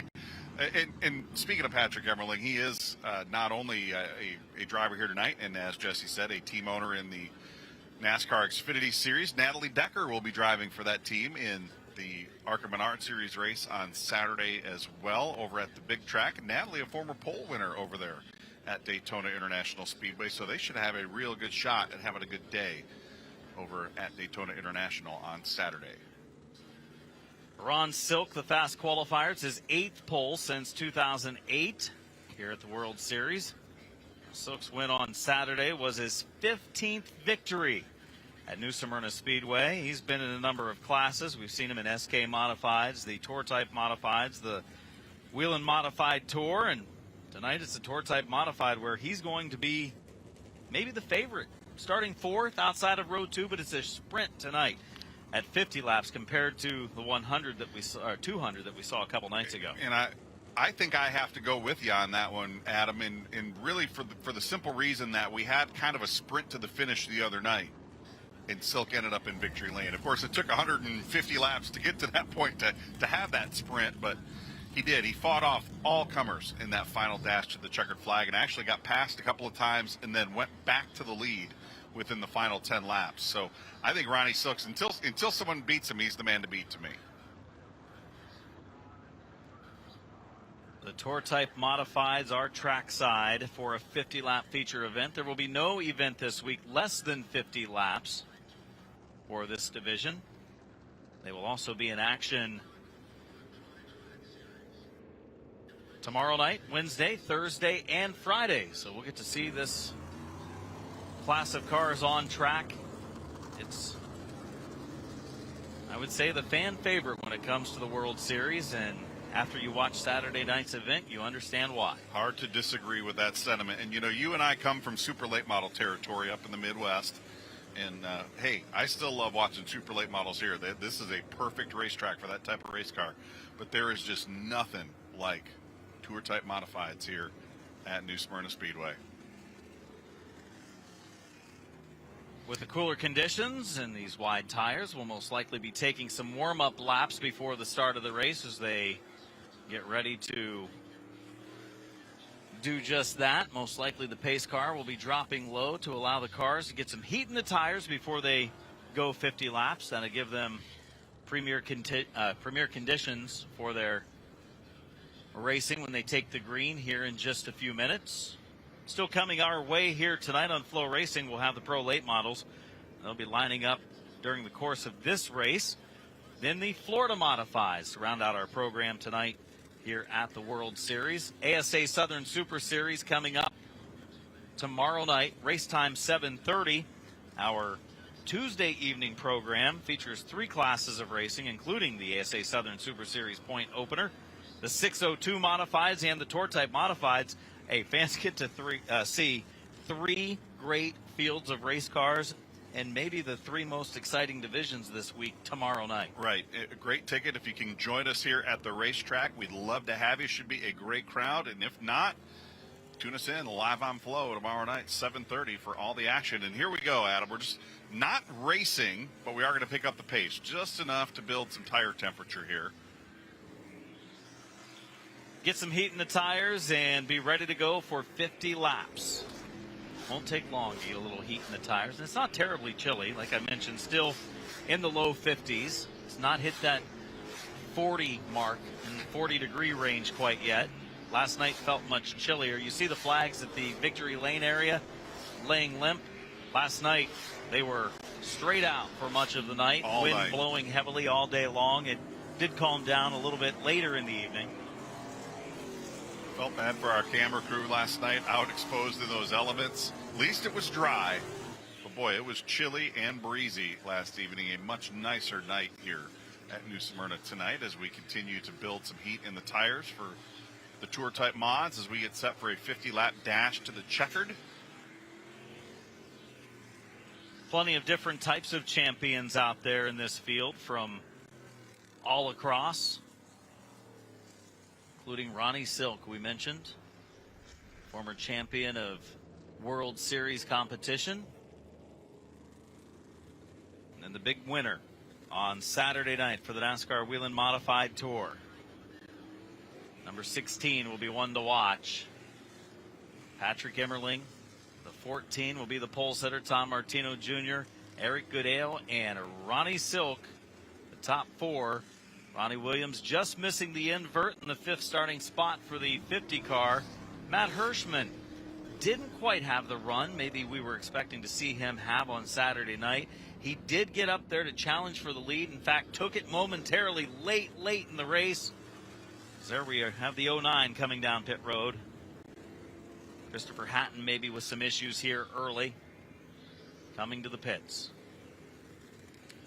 Should look at the 1 to go next time around. Double them up in their original starting order. No choose, of course, on this initial start. So definitely from year to year when we see him here at the World Series, different scheme and car for Patrick Emmerling on the pole of this race. Martino's scheme a little bit different than it was a year ago. Had a little more red involved on his car last season. Eric Goodale, been similar scheme for a number of years with that number 58 in the 3rd starting spot. Ron Silk, pretty much same look that he had a year ago here at the World Series. What a beautiful field of cars, and look how big this field is. Looks like we have about 34 of them out there. And the pace car lights are off. Hold on. 50 laps. We will go. You got the belts pulled tight over there, Charlie? I'm strapped in, baby. I'm ready to go. You better be. This is going to be an intense 50-lap dash. Pace car down onto pit road. Field picking up the pace off at turn 4. Patrick Emmerling leading him to green.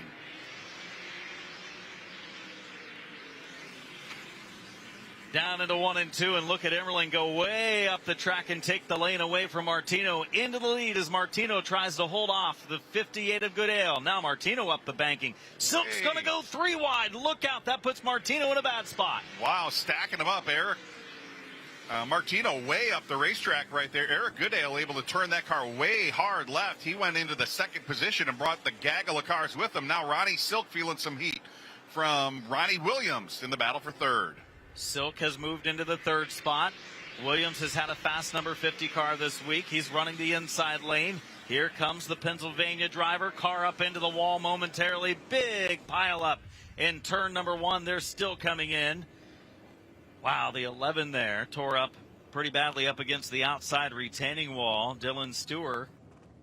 We've got the 45 down at the bottom of the racetrack. Brett Mercervi, he backs up. Doesn't look to be heavy damage there. Left front tire definitely down. I believe that's Catalano's car. Amy Catalano on the flat of the racetrack. The 19 up to the top as well. Anthony Bello involved, as we have Anthony Cecily actually in the 19. And this is kind of the fear when we've got the cars all bunched together, and of course they've got the big open wheels, and somebody touches tires, and it'll send you up the racetrack and collect it. When they're all bunched, could collect a bunch more, and that's what happened here. Apparently, that's what happened here on the start. I have a feeling the most severely damaged is going to be the 11 right there. Although we do see the right front suspension on the 19 of Cecily. And Catalano, same thing, front suspension on her ride. So we get, I believe, 2 laps in, 48 to go. Let's take a look at the Flow Racing replay, see where it originated. There's the 11 of Stewart. Yep, got in, maybe a little too heavy. Car spun around, took Ripkema with them, and then they all pile in. Others were involved as well. Big hit. The 19 did everything he possibly could. Cecily had the brakes locked, and that car just would not slow down in time. Nothing he could do. Thankfully, the contact between Cecily and the 11 car right there. Ooh, the 11 took a bit of a shot right there, didn't he? Stewart and the 11 right to that rear tire. Ripkema, really not much he could have done. Ooh, Dave Sapienza with a good evasive move right there in the 36 car, but not much Ripkema could have done right there. Good shots from our Flow Racing crew. All of these replays here, and just nowhere to go when it happens this early in the race when they're still all in one pack. Nowhere to go. Great looks. Great job by our camera crew. Stewart looks like maybe still trying to pull away. Car looks like it's going to roll. I don't know that it's going to roll fast, but they're trying to get it hooked up at the tail. That's why they've let the car roll partway down the banking so they can get to the back of the car much easier. So Cecily's 19 and Stewart's number 11, last two to come away from the scene in 1 and 2. Most others able to pull away under their own power. I think Catalano's 54 did not. I think they had to tow it into the pits. So highs and lows tonight for the Catalano race team. The win in the 602s, and then just nowhere to go for Amy as she came into turn 1. Emerling looked strong early. Goodale was second. Silk had moved into third, was being challenged before the yellow by Williams. We saw Hirschman also making a run to the outside before the accident. And Tom Martino on that initial attempt to drive off into turn 3, that car just did not stick at all. He went way up the racetrack, and that opened the door for a couple of cars to get by, but everybody behind him, it looked like they were stacked up like 3 rows, 3 wide behind Martino there, and that could have actually led to what happened, kind of accordion effect down to the other side of the racetrack, but that could have played out with that incident down there in turns 1 and 2. But yeah, definitely a tough night for Dylan Stewart here in the number 11. That car still being put on the back of this tow truck. Young driver from New York, Stewart, making the start here tonight, but won't make it to the finish. Hopefully we will see this car back out on track tomorrow night for another 50-lap feature event. Of course, the Blewett Memorial Race on Wednesday night going 76 laps, and another 50-lap affair Thursday before the 100-lap Richie Evans Memorial Race on Friday evening here at New Smyrna Speedway.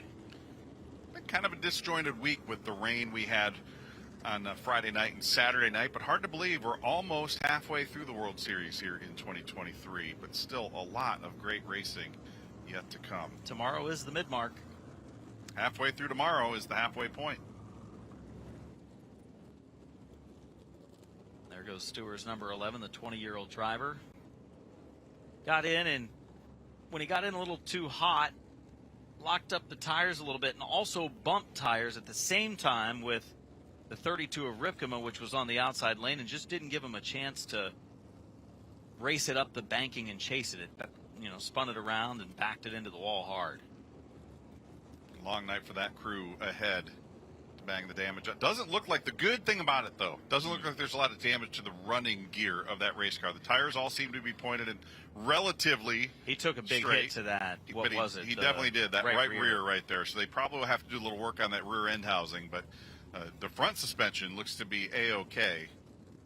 And, still will be a long night of work to get that car back together for the Blewett coming up here in a couple of nights. Would assume most of the lineup throughout the field has been put in the right order.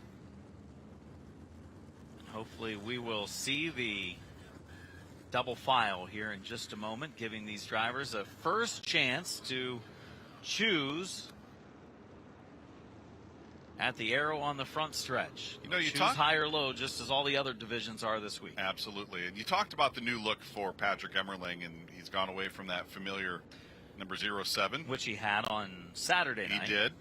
This number 14 car, just absolutely stunning looking race car under the lights here tonight. What a beautiful looking ride for Patrick Emmerling here tonight. And in a field full of really good looking race cars. 48 laps from the finish. A beautiful day earlier. Not a cloud in the sky. First day we've had where you see nothing but sunshine since we've been here. We've had quite a bit of moisture in the air, high humidity, warm conditions the first couple days, chilly yesterday with high winds. Actually had some sprinkles with a 1% chance of rain. How does that early happen? in the day. It happens once in a while. Hey, we couldn't really call it rain. Yeah, it was more like a light sprinkle. Here we go. They're going to choose on the front stretch. Choosing the outside is Emmerling. Inside is Goodale. Silk takes outside. Inside is Williams as they try to make sure and avoid the arrows so they don't get penalized. Ooh. And, well, that was a close one there. Yep. Late decision right there by one of those drivers. Well, what happens when the driver's right in front of you and they make the move you don't think they're going to make, then you start second guessing what you were going to do. And this is something that some of these competitors aren't used to doing. Relatively new addition to the NASCAR Touring Series, which many of these drivers run, and this is the first time we've done it here at the World Series as well, as we expect to get the one to go from Ralph Miller this time around. Lights out on the pace car. We'll get back at it for 48 laps of racing yet to come here in our Tour Type modified feature event on night number 4 here at New Smyrna Speedway. So the leader, Patrick Emmerling, on the outside, will control the pace on the restart. Pace car lights are off. We're coming around to green. Eric Goodale in the inside lane. We'll try not to fire first, but we'll try to fire pretty close to the same time that Patrick Emmerling does. Two drivers that we are used to seeing on it. Oh, and they make contact in turn 4 as they get on the throttle. Both able to steer in the right direction. We have a little bit of bumper tag for second and third as Goodale in the 58 goes up the track. Silk hanging on to the third lane. And that contact between the two leaders was exactly what Ronnie Silk needed right there. He's going to leapfrog past Eric Goodale to take over the second position, and now he is all over the back bumper of Patrick Emmerling as they come across to complete lap number 3. Silk was strong on Saturday, claiming the feature victory in a 200-lap race. He's trying to show that he can do it in the 50. With 3 laps in, he's moved from third to second. He's ready to challenge for the lead. The top qualifier, Ronnie Silk, is there. Silk diving to the inside, can't make it stick down into turn 1. Here comes Eric Goodale. That car back up to speed after that game of bumper tag down in turns 3 and 4. And now Silk looking to the inside down into 3. One more time. He's able to keep the nose down to the inside of Patrick Emmerling side by side for the lead off of 4. There was just enough room on the bottom of the racetrack to put the 16 car. They both go up the banking in 1 and 2, where you run a much higher lane than you do in 3 and 4. Here, they'll keep it closer to the bottom. Silk low. On the outside is Emmerling for the lead. 6 laps in at the line, and new leader, Ronnie Silk. Exactly the type of action we thought we would see tonight in our 50-lap Tour Type modified feature event. Ronnie Silk and Patrick Emmerling battling side by side for the lead. Third place, Eric Goodale closing in on the back bumper of Ronnie Silk as Silk now clears Emmerling for the lead off of turn 4. Silk, Emmerling, Goodale, first, second, and third. Now they'll follow. They'll draft the top 3. with a little bit of a breakaway over Matt Hirschman, the many-time champion and winner here at the World Series. Hirschman especially good in the longer races. Came up a little bit short on Saturday night and took it way out by the wall there. One off the pace, bottom of the racetrack. The 8 of Cam McDermott continues on. McDermott gets back up to speed. We saw Emmerling give Ronnie Silk a shot down into turn 1 a couple of laps ago. Like you said, I don't know how much the draft comes into play, but they certainly do what we would call bump drafting. The harder you give that guy in front of you a shot going down into these corners, the faster both of you end up going, and that's exactly what Emmerling did as they try to build a little bit of a gap over Eric Goodale now in third. Quickly making their way past Rich Parker's number 7 car, going a lap down here in the early, going 10 laps into the scheduled 50. Laps ticking off quickly now. Doesn't take long for these cars to get around the track. The fastest ones we'll see all week long in the 17-second bracket right now, mid-17s. Rich Parker well off the pace in the 7 car. He filters back through the field. We see a big gaggle of cars, so we've got one sideways down into turn 1. The 73 car. Paul Hartwig Jr. has gone around. Paul Hartwig Jr. We saw him in the 602 feature just a few moments ago. Had a pretty good run in that division. Still trying to get the handle on the 73 car here in the Tour Type Modified division. And look at that smoke coming off that right front brake rotor. 40 laps to go, completing the first 10, and they go by in a hurry when you have a little green flag run as they fly around this racetrack. New Smyrna Speedway. Leading is Silk. Man, he looks good again. Patrick Emmerling second, Eric Goodale third, Hirschman and Williams rounding out the top 5. We were talking about Hirschman and his great record and his career here at the World Series. Many of his wins seem to come on the nights that we have the extra distance affairs. The 40-year-old from Pennsylvania, 13 wins at the World Series, and he was the 18, 20, and 21 champion of the series. But of those 13 wins, 6 of them have been Richie Evans Memorial wins. Isn't that impressive? You know, we talked about his night the other night. We expected big things out of him, but he got into a little wheel banging incident through turns 3 and 4 very early in that race, and it had to have done some sort of damage to the right front suspension of that car because it just never handled the same throughout the rest of the night. And as a matter of fact, spent a lot of time outside the top 10, including way up into the very final caution flag of the night where he came down pit road, made a quick adjustment, gained some track position there, and then all of a sudden that car came to life, and he willed that car to the lead. Although briefly, late in that race, there's just something about this racetrack, that race car, and that driver. You mix them all together, and Matt Hirschman is the man here at New Smyrna Speedway.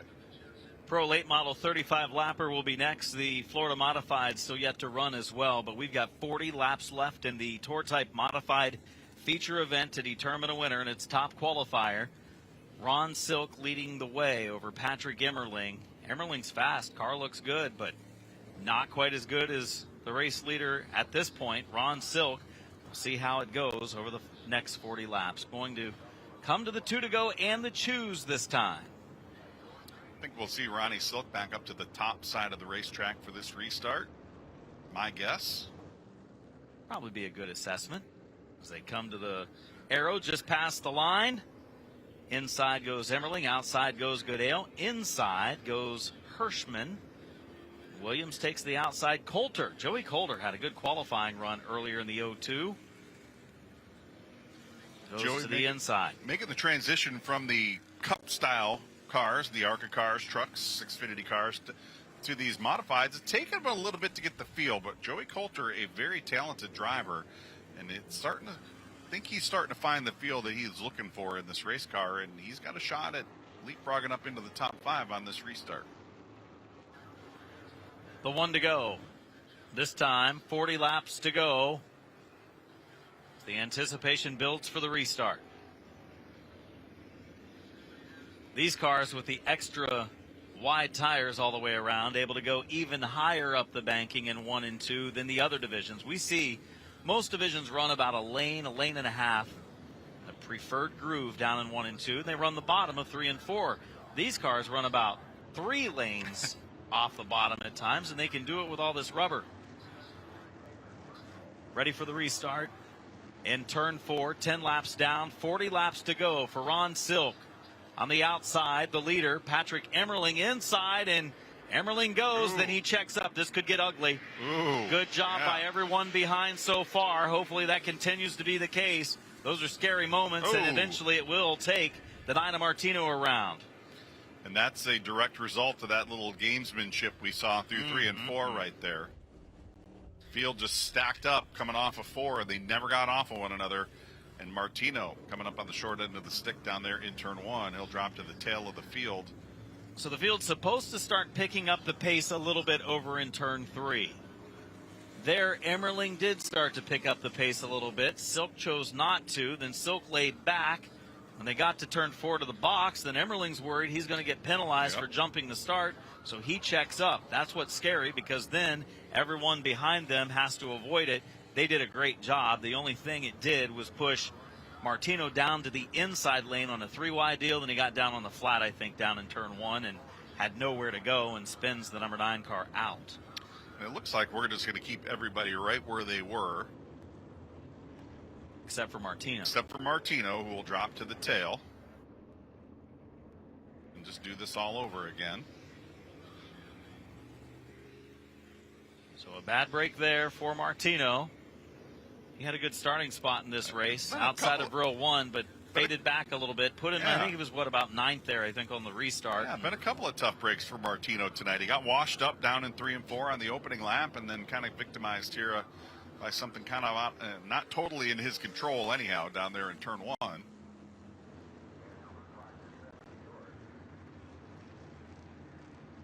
Coming to the 1 to go. 40 laps from the finish.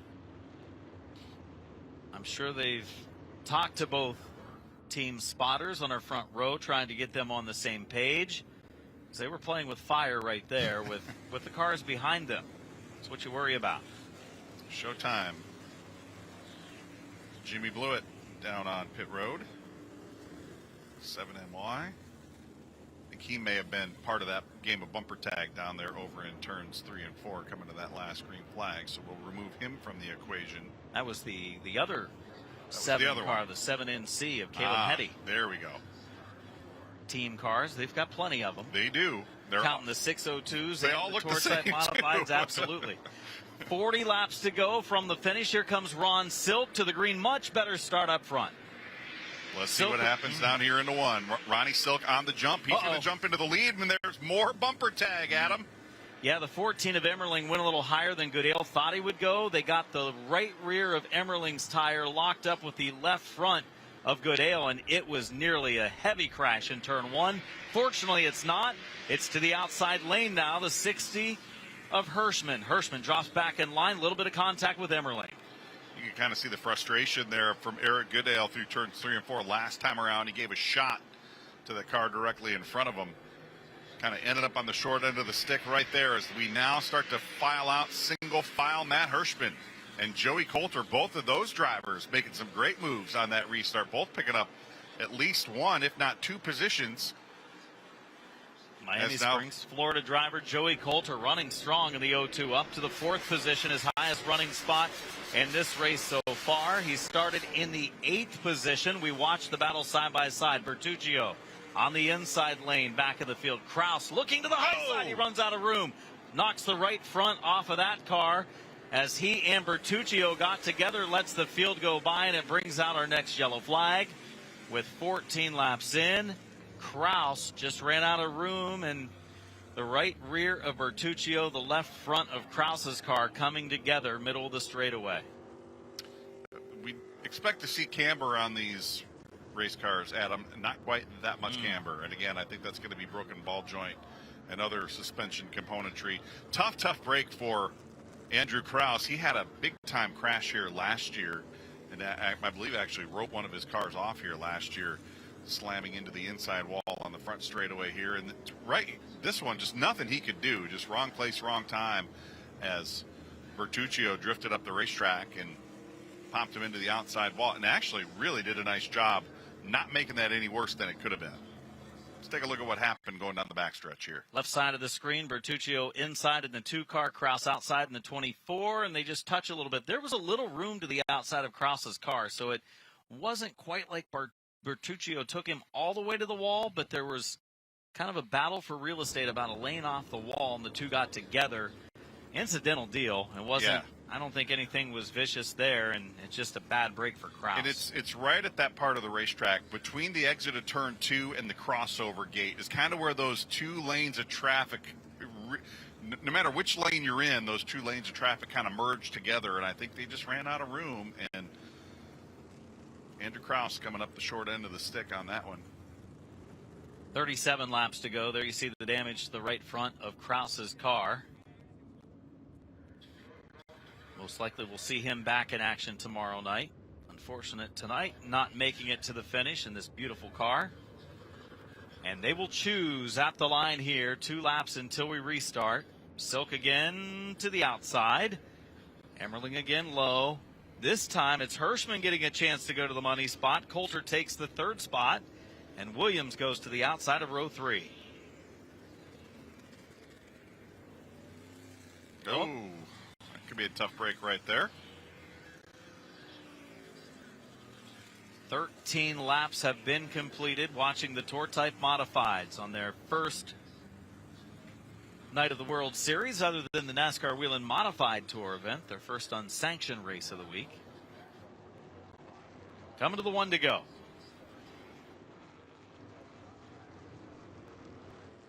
There is the familiar 7NY, the Blewett colored 7NY, starting inside row number 4. Next time to the green in turn 4. See the drivers shaking the cars back and forth, making sure the tire's good and clean, warmed up, ready to go. Then they lock the brakes up quite a bit too. They scrub the tires, they make sure they've got heat in the brakes. You see Hirschman dragging the front tires for quite a while as he comes off the corner. He is a master at that little technique right there. Good way to keep heat in those front tires. To the green in turn number 4 this time. Silk leads 13 down, 37 to go from the outside of row 1. Clean restart back through our field, and they'll race side by side into the first corner. Still peaking low is Emmerling. Let's see if Hirschman can make the top side work off of turn 2. Williams makes a run to the outside of Coulter for the 4th spot. Hirschman has moved up into the 2nd position. Hirschman takes it away from Emmerling. And Matt Hirschman in a short distance affair. When I say short, it's still 50 laps, which is quite a few laps. But he moves up into the number 2 spot. So it's Emmerling 3rd, Coulter 4th. Williams running in 5th. Goodale just out of the top 5. Up to the 7th position now. Burt Myers is there. Now I think this is the battle we all expected to see at some point throughout the course of the week, and it's happening in the first of the World Series 50-lap features, not counting the 200-lapper for the Mod Tour. But now we do have Matt Hirschman straight up against Ron Silk in a battle for the lead and a battle for the win, as we see a lot of intense racing, cars bouncing and banging off of one another. Deep in the field, there's Dave Sapienza in the number 36. He's got some pressure from Tyler Ripkema right there. Ripkema says, I need to go. I'm going to get boxed in. Sapienza was off the pace for a moment. Ripkema goes. He follows Lutz as well as McCarthy. Lutz in the 82, McCarthy in the 20 car. Still side by side behind that trio. Bertuccio runs the outside lane. He's racing there with the 71 car. We saw Dave Sapienza the other day kind of make the offer to Taylor Swift. I'm trying to get a little something going there between he and T. Swift. I don't know that pretty fun interview. Yeah, that was a great interview. Dave's quite the character, and absolutely has one of the best looking race cars out. And again, in a field full of great looking race cars, has a great looking machine underneath him here tonight. One of the elder statesmen when it comes to tour type modified racing. Here's Lutz to the inside. Lutz, the last couple of seasons, an outstanding competitor here on a nightly basis at the World Series. He's outside of the top 10 right now, running 11th. He has McCarthy right in front of him, Ripkema right behind him. Those three familiar faces, familiar cars and schemes, racing again here at the World Series in 2023. Ripkema has had a pretty good night after getting involved in that lap 2 incident down in turns 1 and 2. He's worked his way up from the back of the field as we jump back up to the front. There's Ronnie Silk driving off into the distance. He's opened up a little bit of a gap, 0.7 of a second now over Matt Hirschman in second. Hirschman's got a little bit of a cushion himself over Patrick Emmerling, Joey Coulter in this battle for fifth between Ronnie Williams and Eric Goodale. Goodale to the inside. He'll take the spot. Boy, he took that spot just in time, too, because they were coming up on Rich Parker, who would have been a pick for Ronnie Williams. Didn't have to use him. The two-car Bertuccio is off the pace. Heavy smoke coming out of the ride, and Bertuccio down on pit road. And you see that streak of fluid coming out from underneath that number 2 car, and that will put us under the caution flag one more time here tonight. Tough break for J.R. Bertuccio. And that could have resulted maybe something in this car from the mishap on the back straightaway. It's just steam. It's most likely not the case, but Bertuccio was involved with Kraus a little while ago on the backstretch with problems, and now mechanical issues taking him out of the event. You see the right rear tire with a Hoosier rubbed off. That's where he and Kraus had gotten together. 28 laps to go, 22 laps down. Silk dominant so far. Piece of exhaust coming off the Sapienza ride. It's full contact racing here at the World Series. Ronnie Silk leading the way, and I don't want to say it, but he's been kind of dominant in this race, trying to back up that big 200-lap win on Saturday night, and he might be the one to beat each and every night here at the World Series. Certainly is making the case for it. Norwalk, New York driver, a great run so far. 14 champion, 9 wins at the World Series. 27 of them if you count as SK modified wins, where he dominated for several seasons.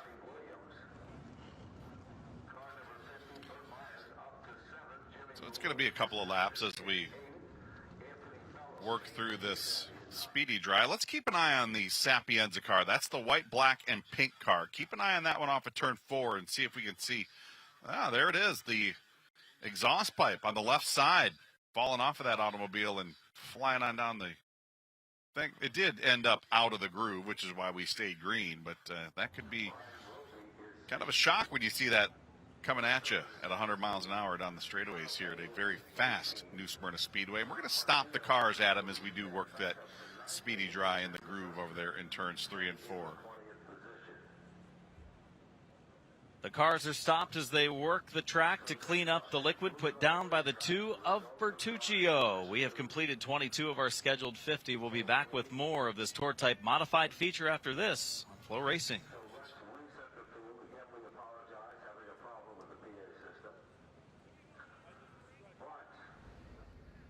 Only 2 leaders in 22 circuits. First 5 laps. Held down by Patrick Emmerling. And then Ronnie Silk worked his magic and came from the 4th position to take over the lead. As Matt Hirschman has gained 2 spots, backed off a bit, and then settled back in, and has been among the quickest cars on the racetrack. No surprises there. Patrick Emmerling then dropped back to the 3rd spot, and Joey Coulter with that gray number 02 car is a huge factor in the 4th position. Remember, the leader has the option of starting outside or inside, and traditionally, like at a lot of racetracks, the outside lane is, of course, the advantage in the front row.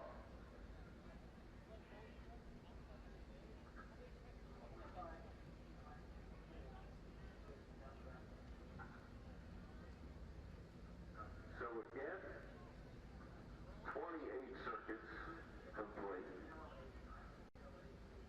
Big story going back earlier in today's event.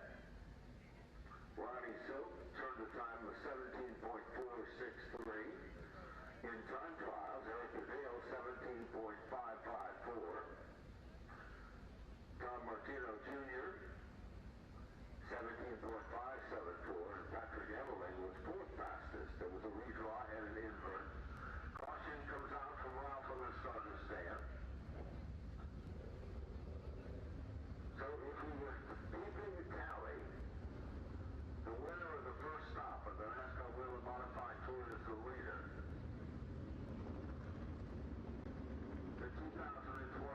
Back here at the World Series of Asphalt Stock Car Racing, New Smyrna Speedway. We have completed 22 of our scheduled 50 laps. Ron Silk leads the way. The caution was for the two of Bertuccio, who had mechanical issues and was putting a trail of liquid down as he came to the pits. Unfortunately, some of it landed on the racetrack before he made it to the pits, so they had to clean up. So they stopped the cars. They just now started rolling the cars, just 3 laps from the halfway mark, as we roll under caution. One of the competitors in our field tonight that had some problems is because of a crash that took place on the backstretch, knocking the right front off of the race car, was Andrew Kraus. And Jesse Punch has been able to track down Andrew Kraus in his pit stall. Jesse? Andrew, unfortunate, an early end to your evening here. What can you tell me about the damage that you have on your race car? We had a rough start of the day here with a blown clutch, so we didn't get a whole lot of chance to practice. Kind of put us behind the ball, and we didn't really get a good qualifying spot. So just taking our time, trying to get through the field, and just tight racing here. You know, there's a ton of cars, a lot of tight competition, and just got mixed it up, and a couple guys there, and looked like we got stuffed in the fence a little bit on the backstretch, and it just knocked the right front off and put an early night. So we're gonna try and put it back together. My guys are awesome. They've been working their butts off all week, and they're gonna keep doing it. So we're gonna try and get this thing back. It's a long week, but we'll see what happens from here. Andrew, quickly I have to ask, you told me you were okay following that last incident, but you are icing your hand. What's going on?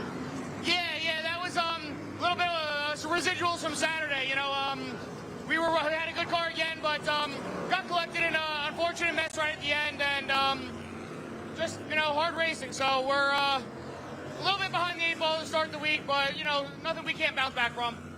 Thanks, Andrew. You're welcome. Thanks. Not the way his night wanted to end, but a gracious interview from Andrew Kraus, and hopefully the week will turn around for the driver of the number 24. What a great positive attitude for a guy who's had a couple of really tough nights here to start his week. Good to see him smiling, and hopefully that hand gets a little bit better here as we go out through the rest of the week. Still a lot of big races for this division coming up here throughout the rest of the week, and I know that team will put the work in to get that car back together, and we expect to see we'll see Andrew fighting up for a top 10 finish before the week's out.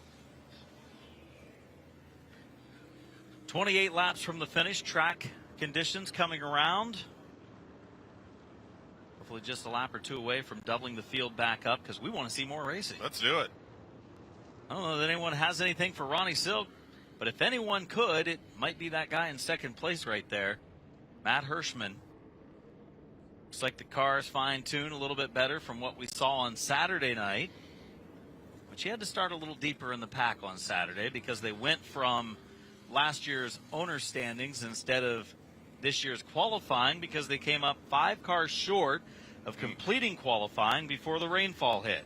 Yeah, that was a tough break. He went from having a real good starting position to starting deep in the field, and that actually kind of led to what happened to him knocking wheels and knocking the toe out of that car, and forced him into a pretty tough night driving an ill-handling beast. Time to choose. Which lane were we starting in? It's going to be Silk again to the outside. I think Hirschman's going to take low side. He does. So this could be a break for Emmerling. What did you see Hirschman kind of hesitate, trying to ponder what he was going to do, but we thought he was going to take the inside. The head games these guys play with one another. I wouldn't be surprised if we see some drivers at one point or another this week choose that outside of row 2 instead of the inside of row 1. Absolutely. Could very well be the case. Won't happen much, but I could see it happening. Coulter restarting inside of row 2 again. Emmerling outside of row 2. Up into the top 5 now.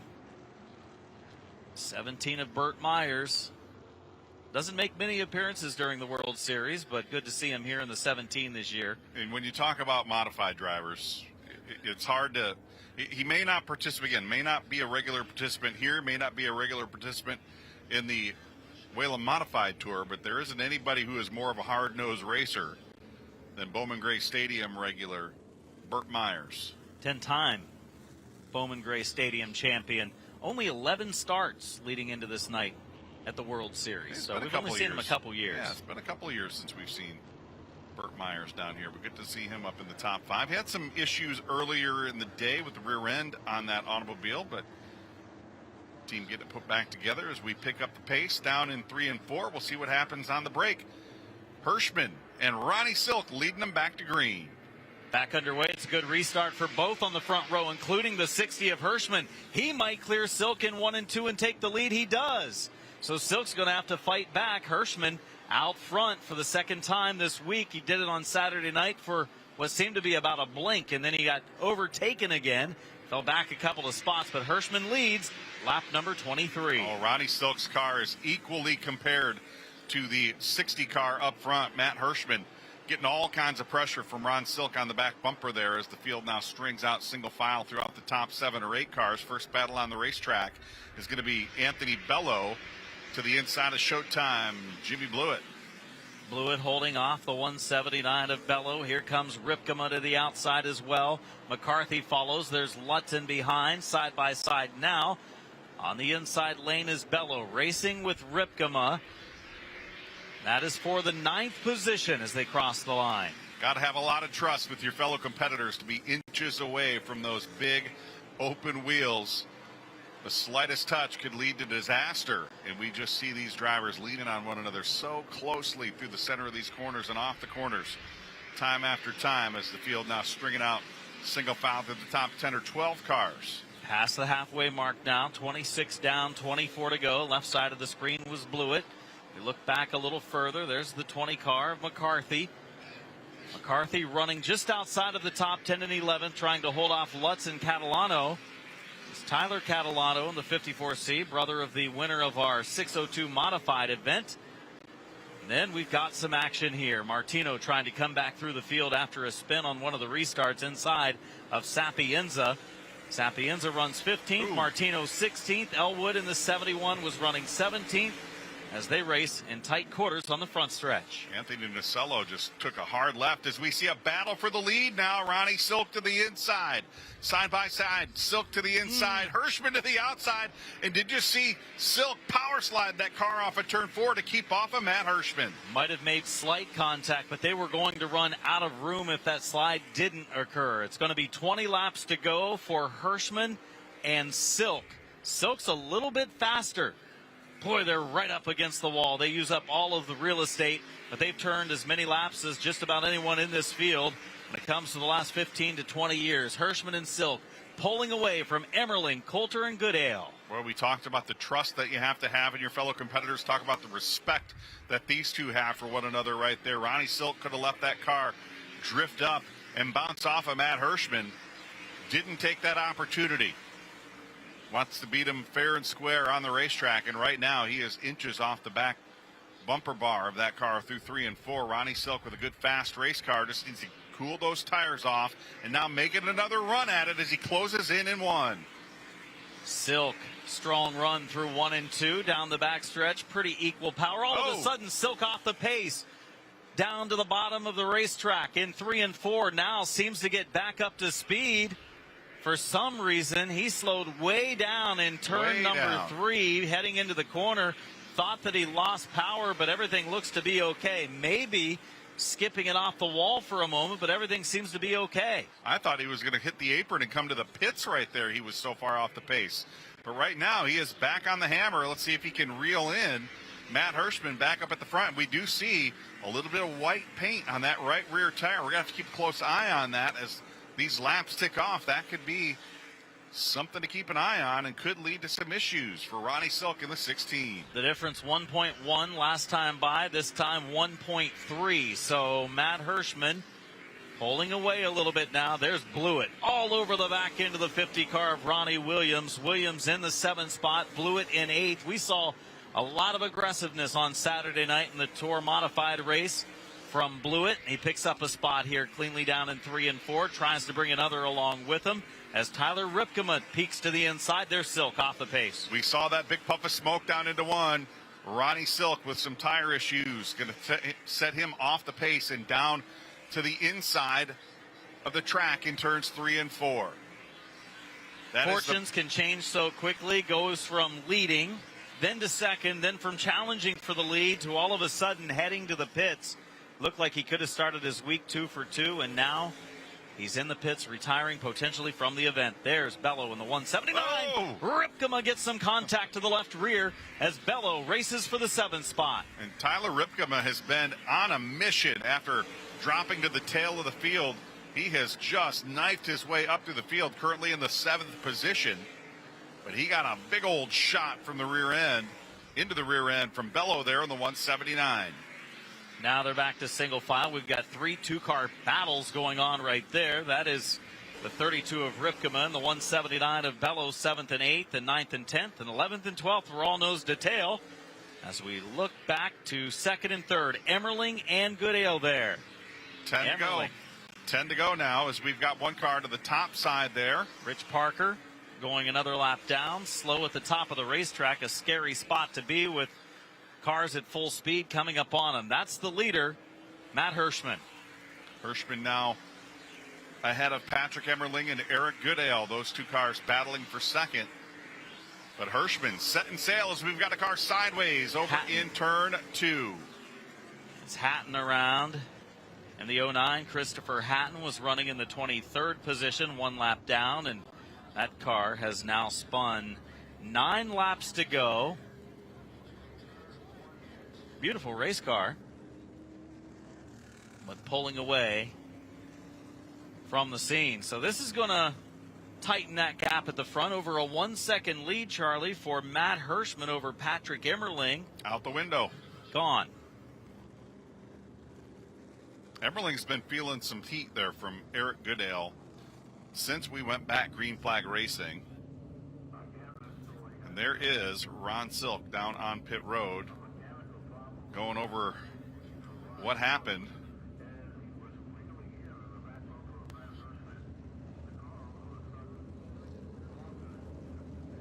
Yeah, you can see whatever he's trying to explain with in racer lingo. They always use their hands when they're talking, but Ron Silk definitely trying to explain what happened to the crew down there, and a tough way to end the night for the driver who went to victory lane here Saturday in the 200-lap Whelen Modified Tour feature event. So some sort of issues for Ron Silk creeping up tonight, and they kind of look under the front of the race car there. So I think they've maybe surveyed and found out what the problem could be as they look underneath the left side of that 16 after setting fast time and winning on Saturday night the big race, and then looking as if he was going to do the same tonight, or at least battle with Hirschman all the way to the end for it. 9 to go, and they're choosing now their lane. Hirschman outside, Emmerling inside, and they go every other, and that's not a good sign. That is not a good sign. Just received the report, and you can see her there. Jesse Punch says broken engine on the 16. Not good. So fast. As that Silk car goes back behind pit wall. Hopefully that's not something that will take him out of contention for the remainder of the week, because that car has been extremely strong both nights here so far. Field lining up double file as we have 9 laps remaining. Matt Hirschman to the top side, Patrick Emmerling to the bottom. Look at Joey Coulter inside of row number 2 alongside Eric Goodale. And you mentioned it, Adam. Goodale in that outside row 2 spot. He could be in a really good position to snatch that position away from Patrick Emmerling here on the restart and maybe even make a run at Matt Hirschman.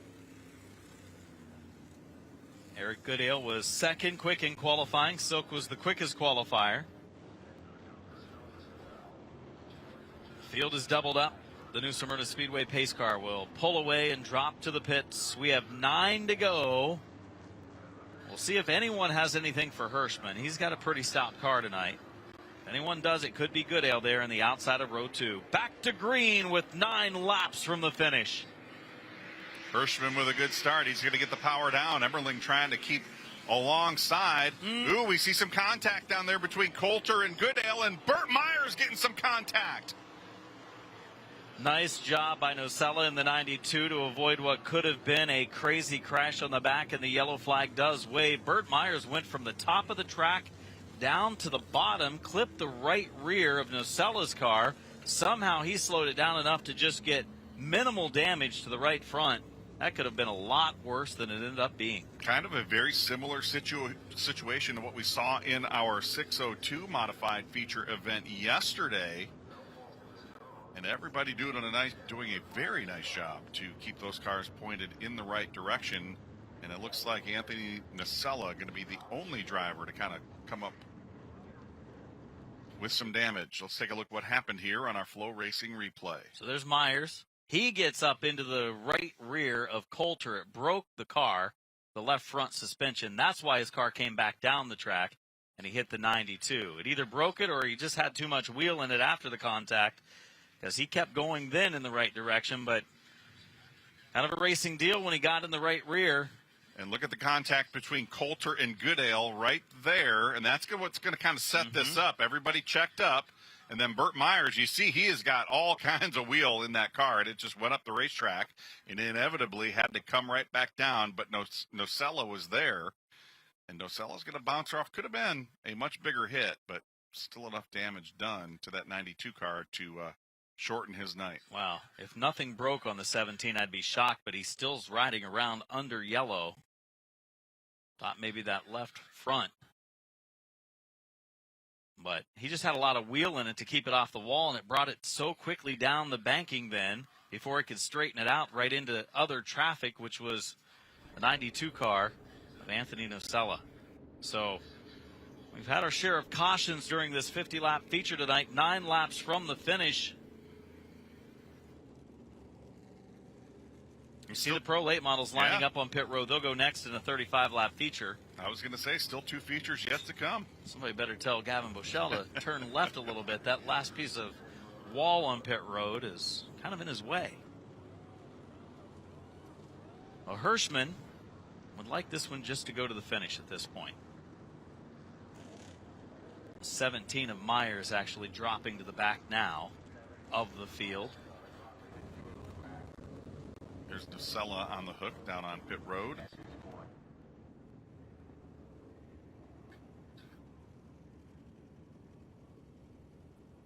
Maybe a little bit of fluid down here. Not much, if any at all.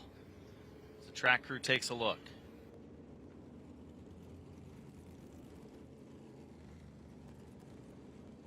Don't believe they're going to put anything down. A little bit was coming out of the buggy. 41 laps completed. Matt Hirschman, multi-time champion of the World Series, is the leader and the favorite at this point. Now that Ron Silk's out of the race, 3-time World Series champion. 3 of the last 5 Hirschman has claimed.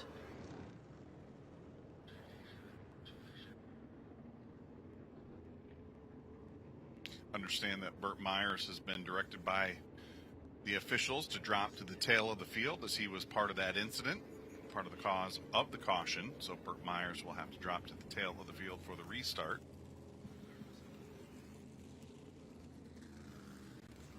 Pro Late models lining up on pit road. They've got a 35-lapper coming up after the conclusion of this race.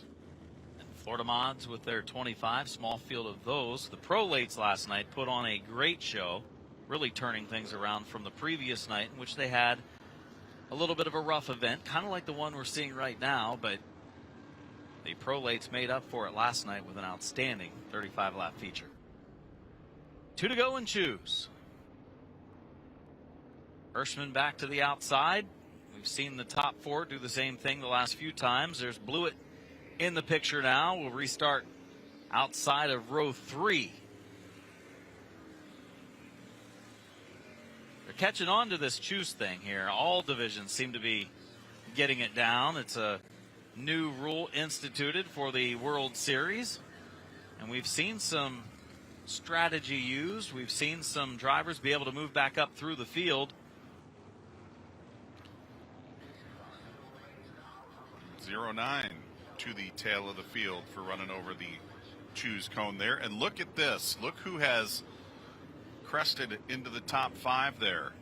Tyler Ripkema in the number 32 will restart inside row number 3. That driver dropped to the tail of the field after being involved in a spin all the way back on lap 2. He has knifed his way back up, and he has put himself in position. And I feel like that's a big part of the choose rule. It helps you kind of choose the lane. If you pick the right lane, you might be able to make some moves on restarts. He's avoided the crashes in front of him, and with 9 to go, he restarts from 5th. 41 completed. The leader, Matt Hirschman, outside of row number 1, gets on the go button in the middle of 3 and 4, gets underway as the green flag waves. Dropping in line in second is Patrick Emmerling. Top 3 going to run nose to tail. Top 4 nose to tail. The first battle for 5th. Now Jimmy Blewett going to take over that 5th position. Ripkema back to 6th. Bello and Ripkema got together a little bit back there. A scary moment. Middle of the backstretch. Checking up quickly was Bello, so they were able to single it out. Top 10 or so single file. I think Blewett in the 7's about ready to make a move. There's Spencer Davis, middle of the screen, the red and yellow 29. He's picked up spots in this race. Started 20th, he's up to 9th.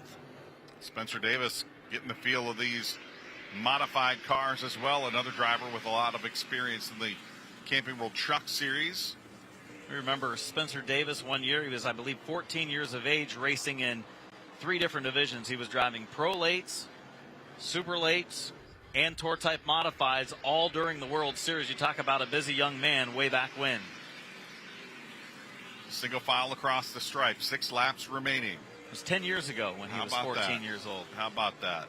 Still a young man with 10 years of experience. That's right.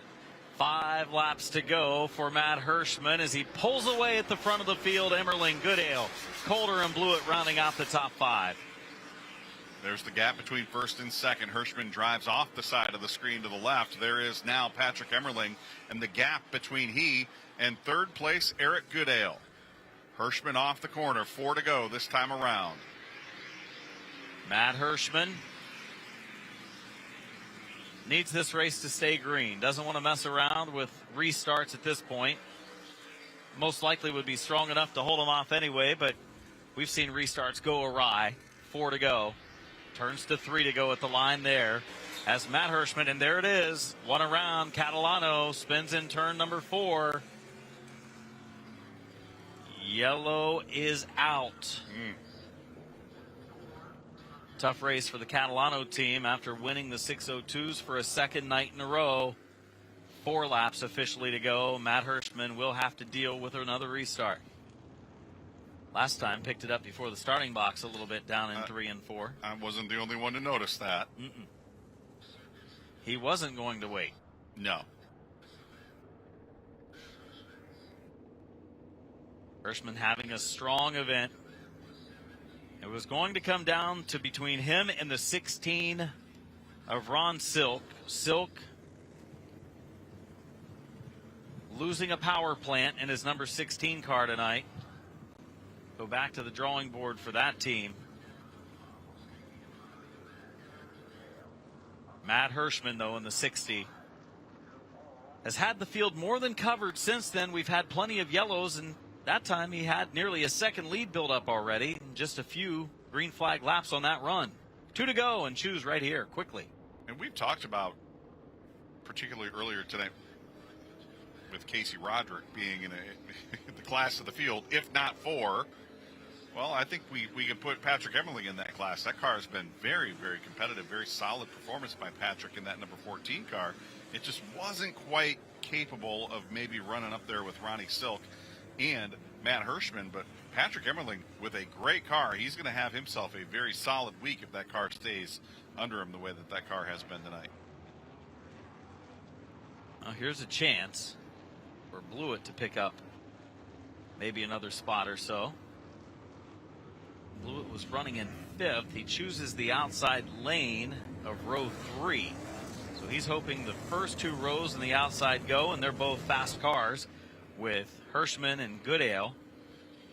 If he goes with them, I could see him moving up into 3rd or 4th, most likely 4th. I think Emmerling's going to be able to get in line somewhere in that group. So they've chosen, pace car lights are still on.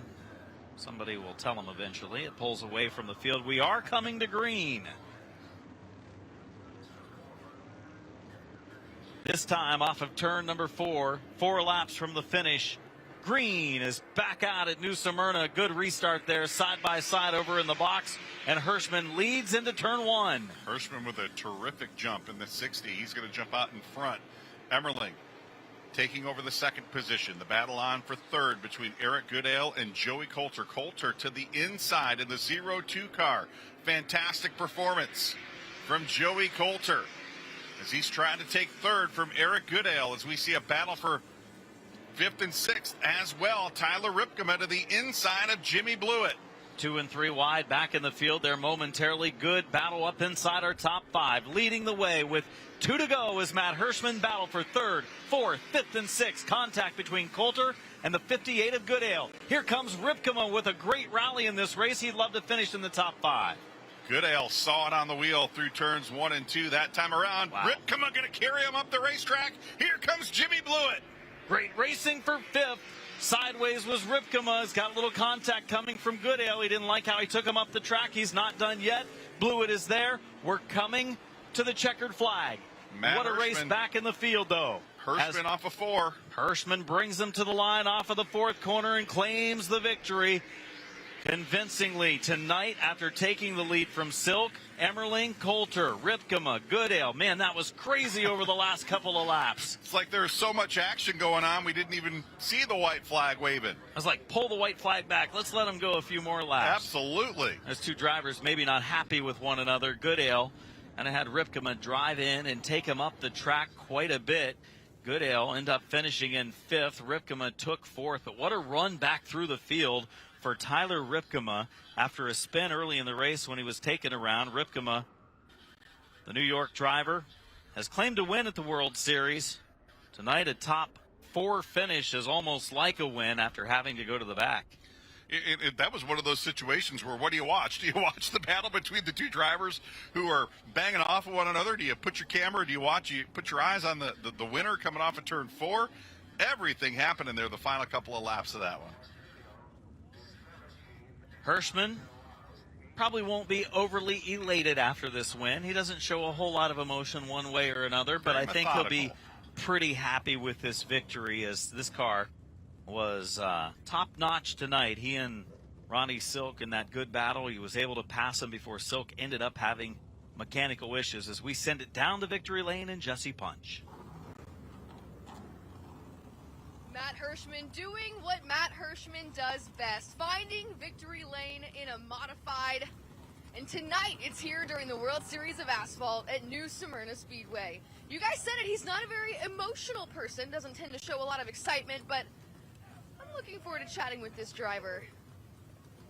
I have a feeling he's going to be pretty satisfied with the performance he put on here this evening.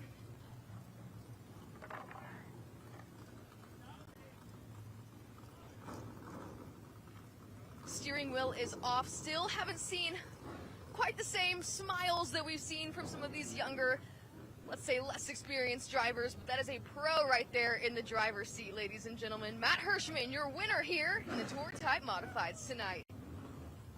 Matt waving that checkered flag proudly, a dominating performance despite that late race restart. What was the key to having this win won?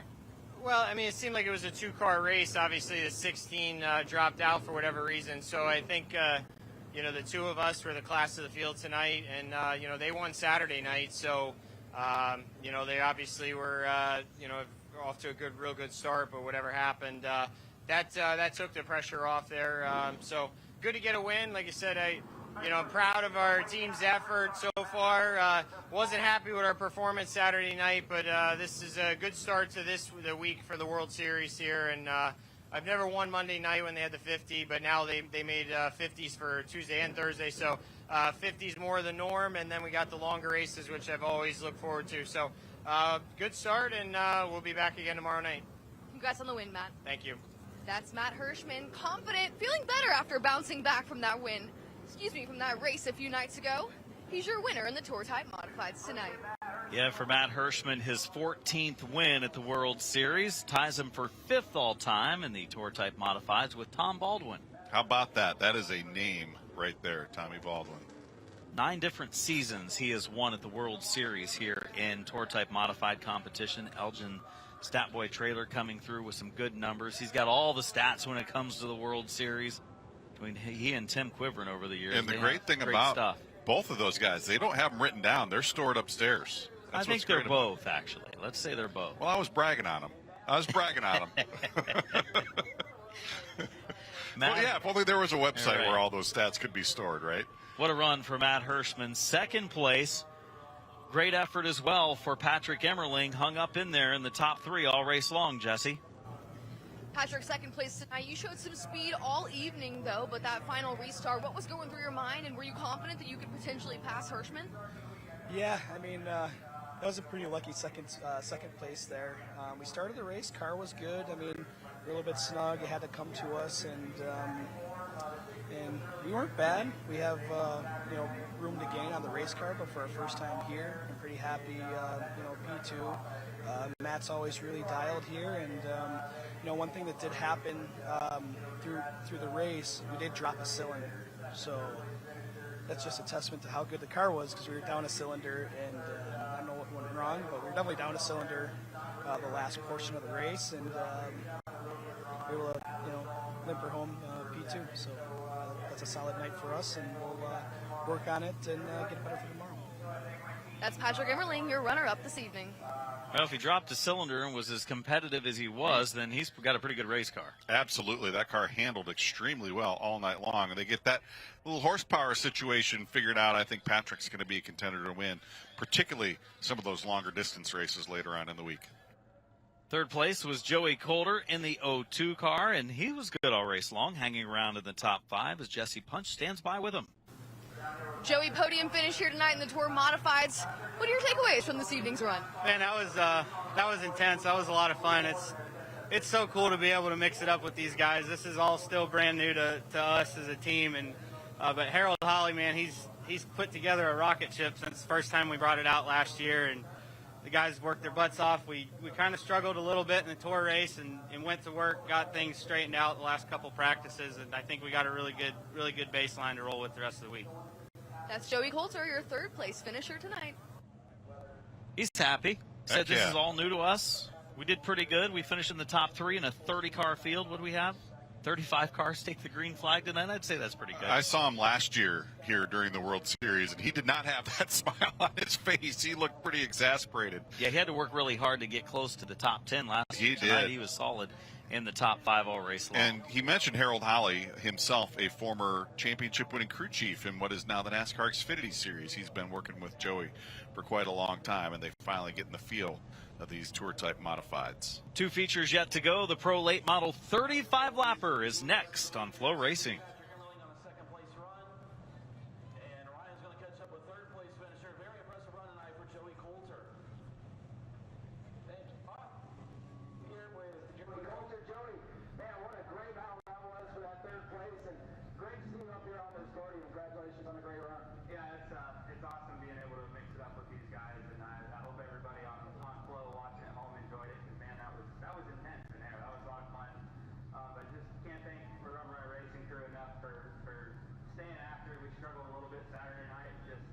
Kept working, got a little bit better every practice, and I think we got a great baseline for the rest of the week. I'm excited.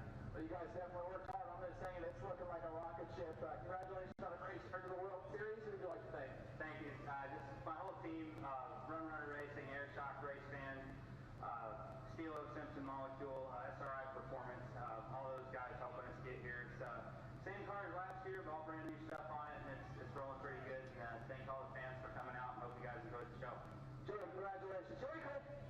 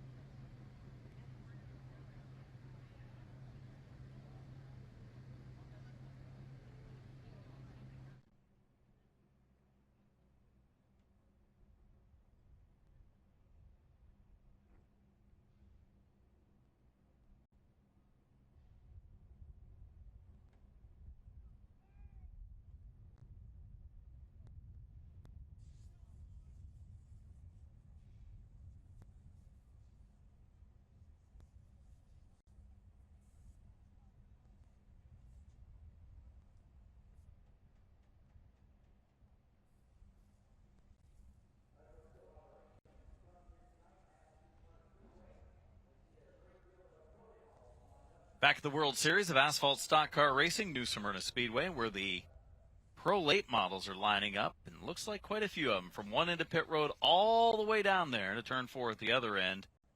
A lot of young drivers and first-year World Series competitors getting ready to go 35 laps here at New Smyrna Speedway. Charles Crawl, Adam Mackey, Jesse Punch bringing you all the action on Flow Racing tonight. And it's been a good one. Gavin Bichelle, after a crash a couple nights ago, they recovered, raced last night, and they're back tonight. And here's their best chance. Starting on the pole for the teenage driver in the number 5 car, Katie Hettinger in the 81. And she's had a fast race car all week, qualified 3rd tonight. Starts outside of row number 1. Row 2, Connor Jones. 2 podium finishes, including 1 win when it comes to his effort so far this week. He starts inside of row 2. And top qualifier, 2nd night in a row for the 77 of Ryan Luza. Hunter Wright's been pretty competitive all week long so far in the 29W. He will start 5th this evening alongside Gus Dean, former ARCA winner at Talladega. He will start 6th tonight.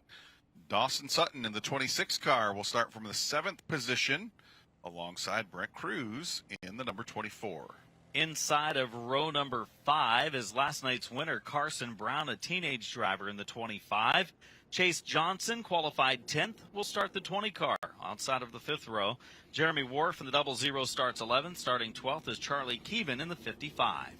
Your 13th starter will be Jimmy Renfrew Jr. in the 00 car. 14th, TJ DeCare in the number 88. Mitch Haver in the number 7 will go from the 15th position alongside Dakota Stroop in a backup car after an incident a couple of days ago. Dakota in the number 47S. Starting 17th is the 16 car of TJ Monroe, and the 94 is Corey Luciano will start 18th. Tony Breidinger will start the number 1 car in the 19th position, and rounding out the top 20 is Johnny Armandia. Crash, Johnny Aramendia there in the number 58. Keep an eye on him just based on the nickname alone, huh? Kent Ballage will start from the 21st position. 22nd will be Kevin Folan in the number 17F. Glenn Stiers and the rest of his race car. I'm going to steal that one from you right there. He's going to start 23rd alongside Mike Mayberry in the 45. I have it copyrighted, so send the check. John White's in the 99 in the 25th starting position. Ruben Caceres will start the 77 in 26. 27th is Ryan Camish in the 42, and David Weaver will start the 11 car in 28. Final 2 starters are, well, the final starter is going to be actually the 08 of Nicholas Noggle if he makes the call here tonight. We saw him in the Super Late Model race scheduled to start last in the Pro Late Model event. I didn't want to mention John White starting in 2 different positions on our starting lineup, There so you go. I let the last one go. He probably took the better of those 2 starting spots, Exactly. I would guess. So that's the field of cars for our Pro Late Model 35-lap feature event. You know, you mentioned Katie Hettinger having a fast race car, and we talked about the 1/1000th of a second margin of victory in the 602 feature event last night. It's not going to show it on the official results sheet because she finished second by 5 or 6 car lengths yesterday. But I think there was about a 1/1000th of a second difference on a lap where the caution flag came out yesterday. Katie, shortly after she passed the start-finish line, 1/1000ths of a second behind Carson Brown, actually took the lead and had the lead free and clear, and then the caution flag came out, and we went to the last completed lap, and Katie had to fall back into that second position. But if not for that 1/1000ths of a second, we could have had Katie Hettinger in victory lane last night. She's going to start on the front row this evening. And on the outside of row number 1. She's in a great position here, and she led a lot of laps at Speedfest last weekend of January for that traditional event in Cordele, Georgia, before falling back. I think finished just outside the top 5 in that race. And she and that team going to have a lot of good runs, I think. She had a good run the other night, came back through the field after sustaining damage. Clutch issues when she made her qualifying attempts. She had to start at the back of a big field of cars. They wrecked in front of her. She had some contact. She had some damage. Came to the pits. They taped it all up. She came all the way back through the field, was racing for 5th position, I believe, when she made a little contact with the couple laps to go and spun the car out late in the race, so that hurt her run there. But last night was just that close to maybe picking up her first big victory. She was happy with that second place finish. If she gets in victory lane tonight, she's going to be even happier. As we can't count out that 44 of Connor Jones right there either, man. Connor Jones, a first and a third so far? And he is really close to the front of the field. You can't count him out anytime he starts deep in the field. Putting him up this close to the front, he's going to be dangerous tonight. Keep an eye on the 44. Keep an eye on the 77. Ryan Luza has been our quick qualifier the last two nights. Pulled a 4 for the invert tonight, so he's a lot closer to the front of the field than he's been all week. There's Luza in the 77. First night had issues with the car. Made some contact with the wall, had a right front go down, went up and kissed the wall a little bit, but has been good since then. With 2 fast qualifying efforts, Connor Jones is the point leader by 2 over Brown, who won last night in the 26 car. Hunter Wright is third in the standings, 10 points back of Jones. Brent Cruz is fourth in points, 12 back of Jones. And Charlie Keevan, quietly, has been good. Young man in the 55 is currently 5th in points. And I have a feeling we'll give these drivers in the Pro Late Model division the same opportunity to build some heat in the tires that we have seen in our Super Late Model and Tour Type Modified feature events earlier this evening. Not sure that we'll have an actual hot lap session like we did with the Tour Type Modifieds, but I'm sure they'll turn quite a few laps behind the new Smyrna Speedway pace car. It's been a fun night of racing here on our Flow Racing coverage. If you can't make it to the rest of the week, there's still 5 nights of racing left. This is just night 4. The next 5 nights will be here, each and every one of those, including tomorrow night when the ASA Southern Super Series is on track for the Clyde Hart Memorial. $10,000 going to the winner of that super late model race. We also have the 602 Modifieds running 25 laps and the Tour Type Modifieds running 50 tomorrow night. On Wednesday, Pro Lates, Florida Modifieds, Super Late Models, each running 35 lap events, plus the Tour Type Modified John Blewett III Memorial 76 lap feature race. Thursday night, 7:30. 5 division show with the Florida Modifieds, their special event of 75 laps. The Pro Lates, 602 mods running 66 laps that night. 50 laps for the Tour Type Modifieds and 35 for the Super Late Models. And the final 2 nights, Friday, it's a big one for the Richie Evans Memorial 100 for the Tour Type Modifieds. The trucks running 25. That'll be our first look at the trucks this week. Super Stocks, their first look. Bomber B's racing for the first time. And the vintage cars. So a lot of new divisions come in on Friday night next weekend. And then Saturday to round out the 57th running of the World Series of Asphalt Stock Car Racing. Florida Modifieds, trucks, mod minis, Super Stocks, Bomber B's, and the Super Late Model Orange Blossom 100, all leading up to Sunday's Daytona 500. Double up time here at New Smyrna as we get ready to go green in 2 laps. I want to give a shameless plug for the ARCA Menard Series race coming up Saturday at Daytona International Speedway. Doubleheader with the NASCAR Xfinity Series. I'm going to be doing double duty that day. Big track in the afternoon. Right back here for the 100-lap Super Late Model race that night. Looking forward to that one as we're about a lap and a half away from going green flag racing. Gavin Michelle, Katie Hettinger up on the front row. Connor Jones, Ryan Luza back in row 2. Hunter Wright and Gus Dean. Dawson Sutton, Brett Cruz, Carson Brown. Last night's winner all the way back in the 9th position. Chase Johnson rounding out our top 10 starters. Ralph Miller signifying with the furled green flag. Next time by, we will go racing. 35 laps the distance. We've seen these drivers a couple of times already this week. Adam, opening night, it was a little bit of a slugfest. Last night, highly entertaining, highly competitive race. What kind of show are we going to get here tonight? We are about to find out. Gavin Bichelle leading him into turns 3 and 4. Katie Hettinger alongside, picking up the pace off of turn 4. Green flag in the air. We are racing here at New Smyrna. Down into turn one, Boschel will have the advantage. Hettinger fights back, but opens up the inside lane for a 3 wide. And here comes Connor Jones. Will he drive it in turn 3? Keeps his nose in there, checks up, gets back in line in front of Hunter Wright. End of lap 1. Here comes Katie Hettinger to the lead. Hettinger did not want to give up any ground. She knew that car would get the momentum wound up, but neither did Connor Jones. He didn't want to give it up. They're going to stack him 3 wide again down the backstretch. Jones to the inside. Bichelle stuck in the middle. Gustine to the top side, and Bichelle is sideways. Oh, contact problems. Last night's winner, Carson Brown. Brent Cruz backs it into the wall, down in front of oncoming traffic. Their spotters did a great job to get them slowed down in time.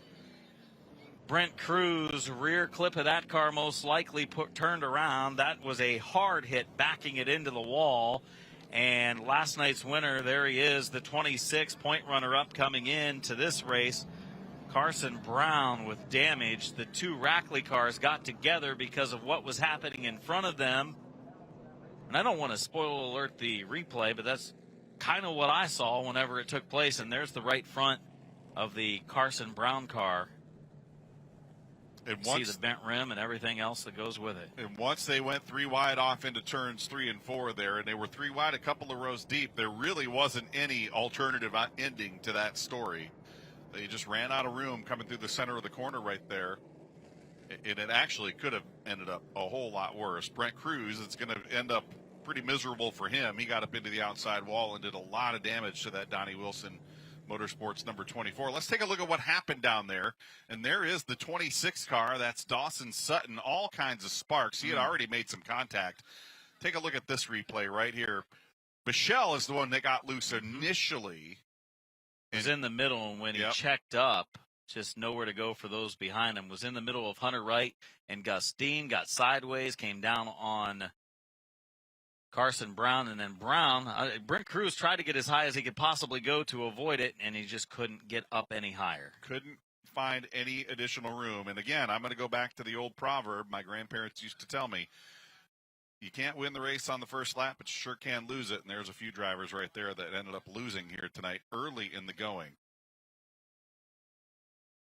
Again, the cars that were from, 10th, 12th, 15th on back did a great job to avoid what could have been a huge pileup, as their spotters were Johnny on the spot. I think we're only going to lose a couple of cars as a result of this. Chase Johnson doing a really nice job. He just bailed to the top side and said, I'm going to stop right here. That's enough. But I think we're only going to lose the 26 Dawson Sutton here and the, I believe, Carson Brown there. Is that who that is? Oh, yeah, Dawson Sutton. Yep. Carson Brown, last night's winner, got through it. Switched around. Easily confused. But Dawson Sutton, I believe, in the 26, and then this car, the 24 of Brent Cruz, I believe are going to be the only 2 we're going to lose here. And look at this. The Donnie Wilson Motorsports crew patching up the rear deck lid of that automobile. Brent Cruz may return to the fight here, so it might just be the Dawson Sutton car that we lose. He hit it hard. He absolutely did. Sure, there's some damage underneath the rear end. It held up pretty well. Hopefully it didn't get all the way to the left rear wheel. See the 99 coming to pit road as well, John White's. Ruben Caceres in the 77 car. That team has had a lot of work to do already this week. Ruben, one of the drivers involved in the opening lap crash on opening night. Or on this division's opening night, I should say. So the 25, we'll see if Carson Brown's okay as well. He had some contact with his teammate, right Dawson Sutton. They were nose to tail. Sutton's car, the one with all of the sparks flying, and ends up going up the track. So how about that start by Katie Hettinger in the number 81? She did not want to give up. She knew all she needed was a lap to get the momentum of that race car, and she was going to be able to drive around Gavin Bichelle. And she did not give up an inch of ground, and Connor Jones wisely on that opening lap backed out, didn't stack them 3 wide for the lead, because if we would have saw that on the opening lap with the entire field stacked up behind them, that would have been a mess. 2 to go and choose this time as Hettinger will take the outside lane, and right through the arrow was Gavin Boschel. Oh, boy. And 5 will be going to the tail. That is a lot of ground to give up. A lot of ground to give up here early in the race. Well, Bushell was kind of in the middle of that mishap. Was fortunate and kind of lucky that didn't get tore up there, and now will have to go to the tail of the field as he ran right over the orange arrow on the front stretch. And that will elevate Connor Jones. Connor Jones will be elevated to the front of the field. And that will be interesting to see. He and Katie Hettinger, both very fast race cars. Reportedly another car deep in the field, 17, possibly Kevin Folan, also being sent to the tail for running over the choose. And there goes Bushell to the back. And that has got to be disheartening for that young man. It's got to be a scenario where the spotters talk to their drivers and say, hey, here it comes. This is the choose. You know you got to go way low or way high. You can't be close to the orange arrow. You know it's in the middle of the racetrack. You know where it's located. So Connor Jones elevated to the front row. Hunter Wright elevated to row 2 in that red and white number 29 car. Chase Johnson in the 20 started 10th. 1 lap completed. He is up to 5th on this restart. Next time we will go green. Hettinger would like to get a little better run to start on the restart, which she controls this one now. She's not part of the front row just because of an invert. She's on the front row because she is the leader. She chose the outside lane, so she should control the pace in the starting box down in turn 4 this time. Connor Jones looking for his 2nd win of the week on the inside lane. Hunter Wright restarting 3rd. Restarting 4th, top qualifier Ryan Luza. Coming to green off of 4. Good restart for Hettinger. And a good restart for Connor Jones. Let's see what he can do down inside turns 1 and 2. Jones in the 44 car. Won on Saturday night. Katie Hettinger going to stretch out into the lead. Free and clear down into turns 3 and 4. So Katie Hettinger in the number 81 will lead across the stripe to complete lap number 2. She closes the door and very possibly could pull away. She's been that fast this week, but Connor Jones, the point runner-up in Pro Late Model World Series competition the last 2 years, with wins to his credit, is right there as the 2 break away. Luza runs 3rd. Hunter Wright is 4th. 5th is Gus Dean, his best run in a while here at the World Series. Chance to compete up in the top 5. Katie Hettinger letting that car drift up just a touch through turns 1 and 2, but she's going to put it right down on the bottom here in 3 and 4. Connor Jones able to go just a touch lower. That car, the 44 car, handling extremely well. And Connor's been on the racetrack, although it's been a little bit. He's been on the racetrack today. He was in that opening race of the night, the Super Late Model feature. So he knows what the track conditions are. He's trying to make his way around Katie Hettinger. There's a good look from inside the racetrack. Good shot from pit road as we race down the front stretch here at New Smyrna Speedway. Just 5 laps into this 35-lap race as Katie Hettinger leads the way. 2nd spot, Connor Jones. Jones picking up the win on Saturday night, 16-year-old driver. 4 career World Series victories now in Pro Late competition. 1 slow on the bottom of the racetrack.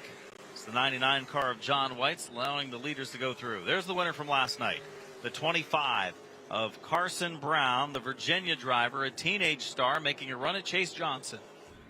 Johnson narrowly avoided that incident on lap number 2. Came to a stop there at the top of turn 4. Gained 5 positions through that mess over there in turns 3 and 4. He has now jumped up into, I believe, a battle well up inside the top 5. Oh, Chase off the pace. Carson and Brown. Yeah, last night's victor, Carson Brown, off the pace, moves low, had some contact early in the race in that chain reaction deal with his teammate, Dawson Sutton. He was able to continue on, but here with issues as he loses power and might not make it back to pit road. The top 2, Katie Hettinger pulling away from the 44 of Connor Jones at the front of the pack. 0.3 of a second, the gap between first and second. Hettinger doing a nice job pulling away from one of the fastest race cars at the racetrack this week. Connor Jones, already a winner in pro late model competition. And here's a good battle for position. The 00 car, Jeremy Wharf, I should say, facing some pressure from Charlie Keevan in that 55. Dakota Stroop in the mix there as well. Keevan's been kind of hanging out around the 7th spot the first couple of nights, running inside the top 10. Young driver, used to run the junior late model series with CRA, then moved up to pro lates. Upper left of the screen, the top two, Katie Hettinger and Connor Jones. You see the distance back to 3rd and 4th in that shot, with Ryan Luza, the top qualifier there. There's the battle again. Keevan on the inside and Wharf on the outside. Really hard to keep the momentum of these race cars up, and you've got to pitch yourself down to the bottom side of the racetrack the way Charlie Keevan did right there in the 55. That will allow Wharf in the 00 car to hold on to that position. This is the battle for 6th, 7th, and now 8th on the racetrack as Dakota Stroop involved in that battle for position. Decent green flag run here. 22 laps to go. 21 at the line this time. The top two breaking away, trying to gain on their advantage over 3rd and 4th. Lower right. Some of our drivers, let's see, led by the 00 of Wharf. Dakota Stroop's picked up some spots in this race. The 47 car of Dakota Stroop started 16th. He's up now to the 8th position. A couple of drivers making some pretty big moves here in the early going. Dakota Stroop in the backup car after being involved in an incident right there on the racetrack on Saturday afternoon. In practice, a couple of cars got together. Dakota banged it off the outside wall. The team decided rather than spending all their efforts repairing the damage, it just would be more efficient to prep the backup car. And Dakota has been very fast. Actually set the fastest lap in that night's feature event in this race car. Just missed it a little bit in qualifying earlier tonight. We're closing on halfway. They'll see the cross flags the next time they go across the line. Katie Hettinger leads the way over Connor Jones, Ryan Luza, Hunter Wright, Gus Dean, the top 5. We're continuing to watch the battle in this Pro Late Model 35-lap feature. Jeremy Wharf in 6th, Charlie Keevan in 7th, Dakota Stroop in 8th. Plenty of traffic. The cars moving over to the bottom of the racetrack, including the 45 there of Mike Mayberry.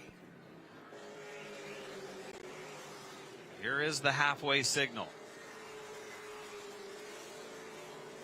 Charlie Keevan still trying to find some room around Jeremy Wharf. Wharf wiggles there through. Oh, and Dakota Stroop hard into the outside wall off of turn 4. Going to keep his foot in it. But that was a significant amount of wall contact there.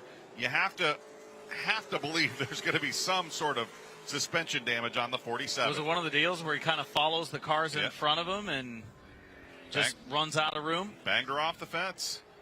So Dakota Stroop, 8th position, maybe a little off the pace now. That was a pretty hard hit to the right side of the race car. Oh, there's a bumper and from look at this, battle for the lead. Connor Jones moving Katie Hettinger. She falls to the outside lane. Luza is there to the inside as well. All of a sudden, the action heats up. Front of the field, new leader, Connor Jones. Hettinger falls back to 3rd. Is she having problems in the 81? It's like feeding time at the zoo. They caught some lap traffic, and Connor Jones went into attack mode, as did Ryan Luza. Luza's going to take over the 2nd position, and here comes Hunter Wright as well. Katie Hettinger facing all kinds of heat now. Dropping from 1st to 3rd here in just a matter of laps. Down to 12 laps to go for Connor Jones. The lap traffic is heavy. This long green flag run, they've worked well into the middle portions of the field. Luza, the top qualifier, 2nd night in a row, will go around looking for his best run of the week, currently in 2nd. Hettinger just trying to hold off Hunter Wright, who's had quietly a pretty good first few nights of racing at the World Series. Hunter's knocking on the back door there through turns 3 and 4, trying to upset that 81 car and move her up the racetrack just a touch. Katie doing a nice job keeping that car in her lane. Leading the way, Connor Jones. 10 more laps to go in this 35-lap event. Then we've got the Florida Modifieds and their 25-lap feature up next to round out our night's competition here at the World Series. Jones looking to make it 2 for 3 this week in Pro Lates. He came so close to winning 2 championships the last 2 years in the division. Came up just short. Trying to be consistent again this year, but just consistently a position or two better, and that would get it done. And he's already had a big day. Earlier today, Thor Sport Racing announced Connor would run a handful of races in the team's number 66 entry in the NASCAR Craftsman Truck Series. So Connor Jones, a young man with a big future ahead of him, but right now the task at hand, going to victory lane here in the Pro Late Model Feature event. There's Katie Hettinger kind of coming back to life in the 81 car. She's putting all kinds of heat now on Ryan Luza. Now the battle for second. 7 laps remain. We continue to watch second and third because Hettinger has stepped it up a little bit again following the top qualifier for the runner-up spot. Going to be 6 to go. As that heavy traffic continues, it's like 2 different races going on. The cars that are really fast at the front of the field and the cars that are struggling a little bit at the back of the field as they roll around the bottom until all of a sudden one ends up on the top side of the track, like the 58 of Aramindia there, as he moves over for the lead lap cars going through the middle now. Yeah, these lap cars to the top side, to the bottom side, they're everywhere. As there's Connor Jones, he's navigated his way through some of those cars that are a touch off the pace. 5 to go becomes 4 to go this time for that black and gold 44 car of Connor Jones. And you know, Luza was hoping that Connor was going to lose a little bit of ground to that 77 car as a result of those lapped vehicles, but Connor doing a really nice job working his way through that lap traffic, and in fact may have actually added to his advantage. 3 laps to go this time for Jones. Looking strong at the front of the field. Finished third last night. Was kind of disappointed in his post-race interview. Said, not really what I was looking for. Got a little tight. Thought he might have messed up the toe on the race car during one portion of the race where some contact ensued. But tonight it's hooked up. In fact, got down on the flat a little bit in 3 and 4 as we get the 2 to go. Just about a mile of racing left. Does Ryan Luza have enough time? I don't think he does. I think Connor Jones has this one in hand now as they work down the backstretch. 10-car length advantage into turns 3 and 4. Connor Jones looking at the white flag this time around. Final lap for Jones. Still out front by over half a second. Clear racetrack ahead. He should not have any other lap cars to deal with as he takes it down to turn 3. Connor Jones, 10-car lengths the advantage over Ryan Luza through turns 3 and 4. Cleanly off the final corner. Ralph Miller's checkered flag in the air. Connor Jones going to victory lane. Ryan Luza, Katie Hettinger. Good run tonight again for her. 2 straight podium finishes. Hunter Wright takes 4th. Gus Dean 5th. Solid run for the 56 tonight. Charlie Keevan, another spot better, up in 6th position tonight. Jeremy Wharf 7th. Jimmy Renfrew in the 8th spot. Dakota Stroop, despite hitting the wall. Wow. I think some stuff's bent, but still was able to finish in the top 10. TJ DeCare brings it home in 10th. Good run for that young man. Well, these 3 competitors have turned out to be the 3 to watch here in the Pro Lates.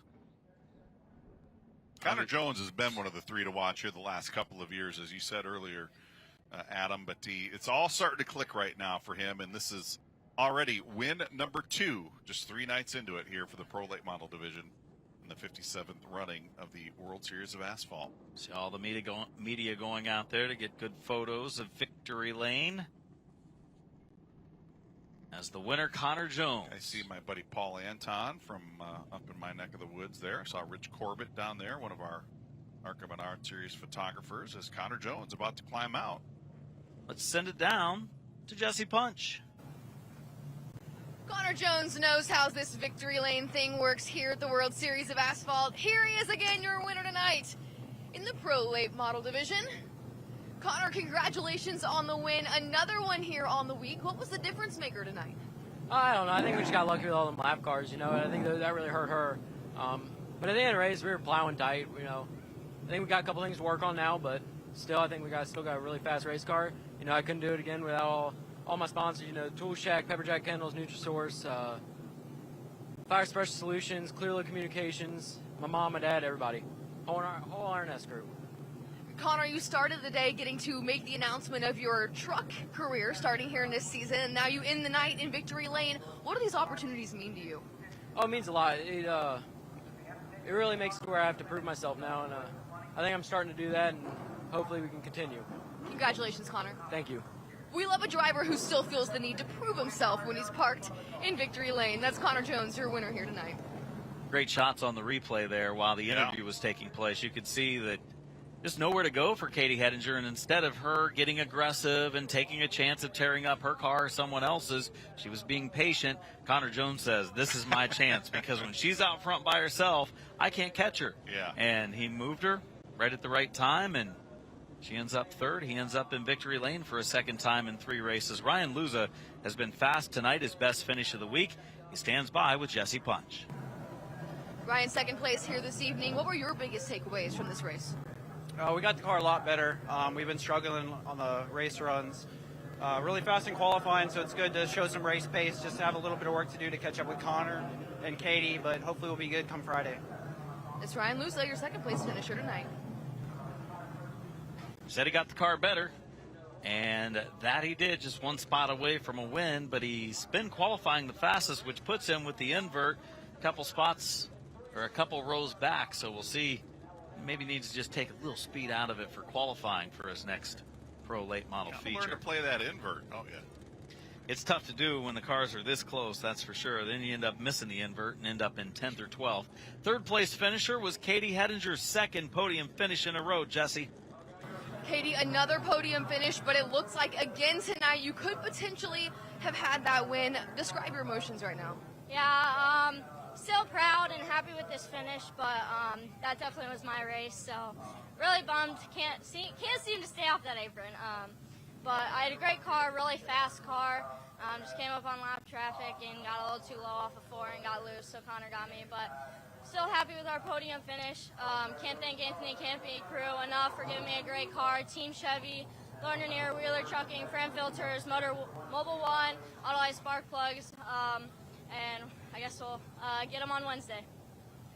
That's Katie Hettinger finishing third this evening.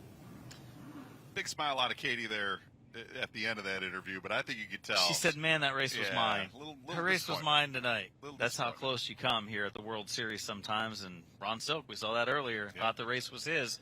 Modified feature for the Florida Mods is next on Flow Racing.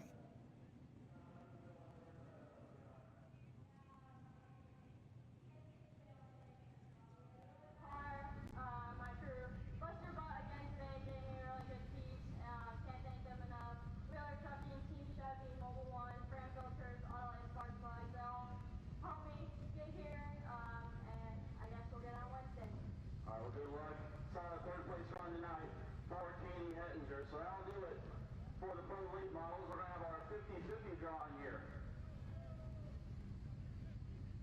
All right, Connor Jones should draw the 50-50 ticket, and the number is 000-52885. 000-52885. If that's you, see us at the top of the tower, we got some money for you.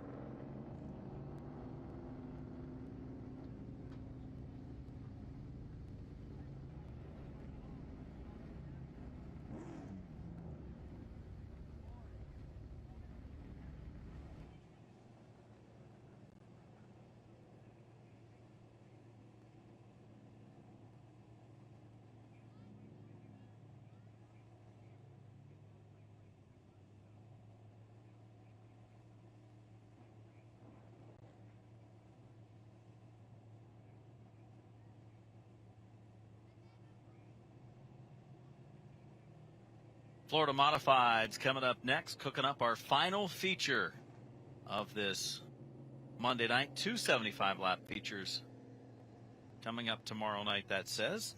I'm not sure that's quite the case, but we've got 3 features on tap tomorrow night. We have the Super Late Models running the 100 for the Clyde Hart Memorial, and we've got the 25, I think, for the 602 mods. I think someone's messing with you down I do. Yeah. I think they're They trying to think you throw got it. me off, They but I think caught you got it coming. Yeah. I don't know why they would think that.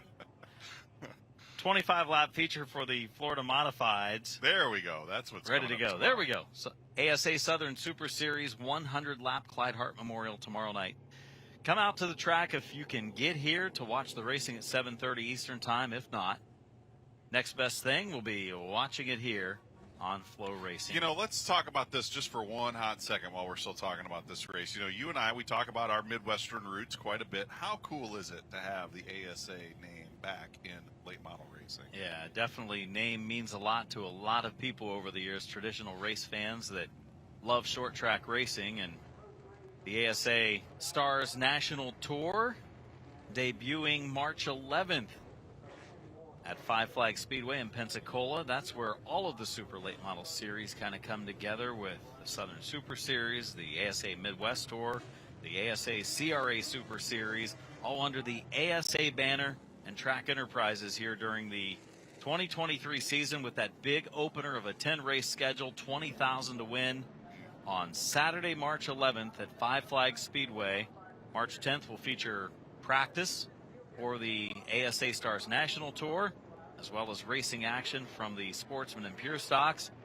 Then the Outlaws join us on Saturday night, as well as the ASA Stars National Tour, for a great doubleheader season opening weekend in Pensacola, Florida. You won't want to miss it. Just like we won't want to miss this 25-lap feature for the Florida Modifieds coming up. All the veterans are out there. That's what this division's made of. And Wayne Parker on the pole position, the 58-year-old driver from Mount Dora, Florida, in the 1W, looking for yet another World Series win. Didn't win it last night, did have a solid run, as Cody Stickler in the 46 car will start outside of row number 1. Qualified third quick earlier tonight in group qualifying, and he starts second here in the race. Bill Burba in the 26 will start third, former champion of the World Series, and top qualifier Jerry Simons finished second in the feature last night, will start fourth here tonight. Veteran Alan Bruns in the 4B will be inside row number 3 alongside him. Timmy Moore in the number 15M. Ricky Moxley inside the final row in the black number 38 car, and Brian Gayton in the number 16G rounds out our 8-car starting field. Short field tonight, just a 25-lap sprint to the finish. Jerry Simons was good last night, Charlie. Cody Stickler was a little bit better. Tonight, Simons qualifies quickest, and Stickler qualified third fast, and will start in the best starting position you could have, which is the outside of row number 1. So We'll see what happens. It didn't take Stickler very long last night to race from, the second or third row to take the lead. Tonight he starts on the front row. So he could make quick work of the field, or maybe Jerry Simons all of a sudden found that little bit more today. You saw Jerry Simons last night. He was pretty happy for a second-place finish. As happy as he was going to get anyhow. And Cody Stickler, once he did get out front, absolutely just decimated the field, drove away from him, and ended up down in victory lane. We'll see if he can make it 2 in a row here tonight as we get the 2-to-go signal from the flag stand. So still a couple of laps away from going green flag racing as these drivers aggressively try to put some heat in the tires. It is started off as a chilly night, and it has gotten even chillier here as we roll the final feature event of the night. 10:43 Eastern Time, so a pretty quick-paced night here tonight. Night number 4 of the World Series of Asphalt here at New Smyrna Speedway. Sometimes these Florida Modifieds run 35-lap features. Tonight, a 25-lap race as we come to the 1 to go. Wayne Parker. We've got some combined wins when it comes to the World Series. He's won 10 World Series races. Driver on the pole. Cody Stickler on the outside has 5 now after last night's win. Third place starter Bill Burba in the 26. He's won 3 victories when it comes to the World Series. And 4th place starter, Jerry Simons, at least 46 Florida Modified wins at the World Series. At least. Alan Bruns has 1. Timmy Moore has a handful. And then it's Ricky Moxley in the 38 and the 16 of Gayton. Completing our field, coming to green, turn number 4. Underway for the final 25 laps of night number 4 at the World Series. And you're going to see these cars skate around quite a bit. They've got a lot more power than tire, and it is a very cool night. And there's that's the result right there. Bill Burba going around. Bill Burba loops it around, brings out the yellow. We'll have a restart with Burba dropping to the tail of the field. Bill Burba very successful in this type of racing in the Midwest, Michigan, Indiana, Ohio region. Bill Burba has also raced in outlaw super late model competition. Used to run with the main event series on a regular basis several years ago. Then moved on to the modifieds. Kind of also famous for leaving the ballpark at Winchester, going over the wall. Didn't want to mention it. He was okay. But, man, it was a scary moment when he went over the turn 1 wall, went flipping down the embankment. Here's a look at the Flow Racing replay of what happened to Bill here. It looks like he just dove off into turn 1 and drifted up the racetrack right into Jerry Simons. And rather than take Jerry out, well, he got into the door a little bit. But just turned her hard left and took one for the team, so to speak. But we will line him back up and try one more time. And, you know, there's a great party atmosphere at the Winchester 400. That's a real hard way to want to go out and join it. Yeah, he almost ended in the campground. Almost ended up in the campground. Restarting again. Lights are off on the pace car. Wayne Parker. And Cody Stickler up front, coming to green. 25 laps. Parker had a good opening start. Will he have another good one here to try to challenge Cody Stickler for the victory tonight? And we're underway. And it is a good restart for Wayne Parker. We know Parker's got quite the hammer under the hood of that number 1. He's fast down the straightaway as he pulls the 46 a little bit down into turn 3. Here comes Simons for second. Jerry Simons pretty aggressive here in this opening lap. 46 of Cody Stickler, very sideways off of turn 4.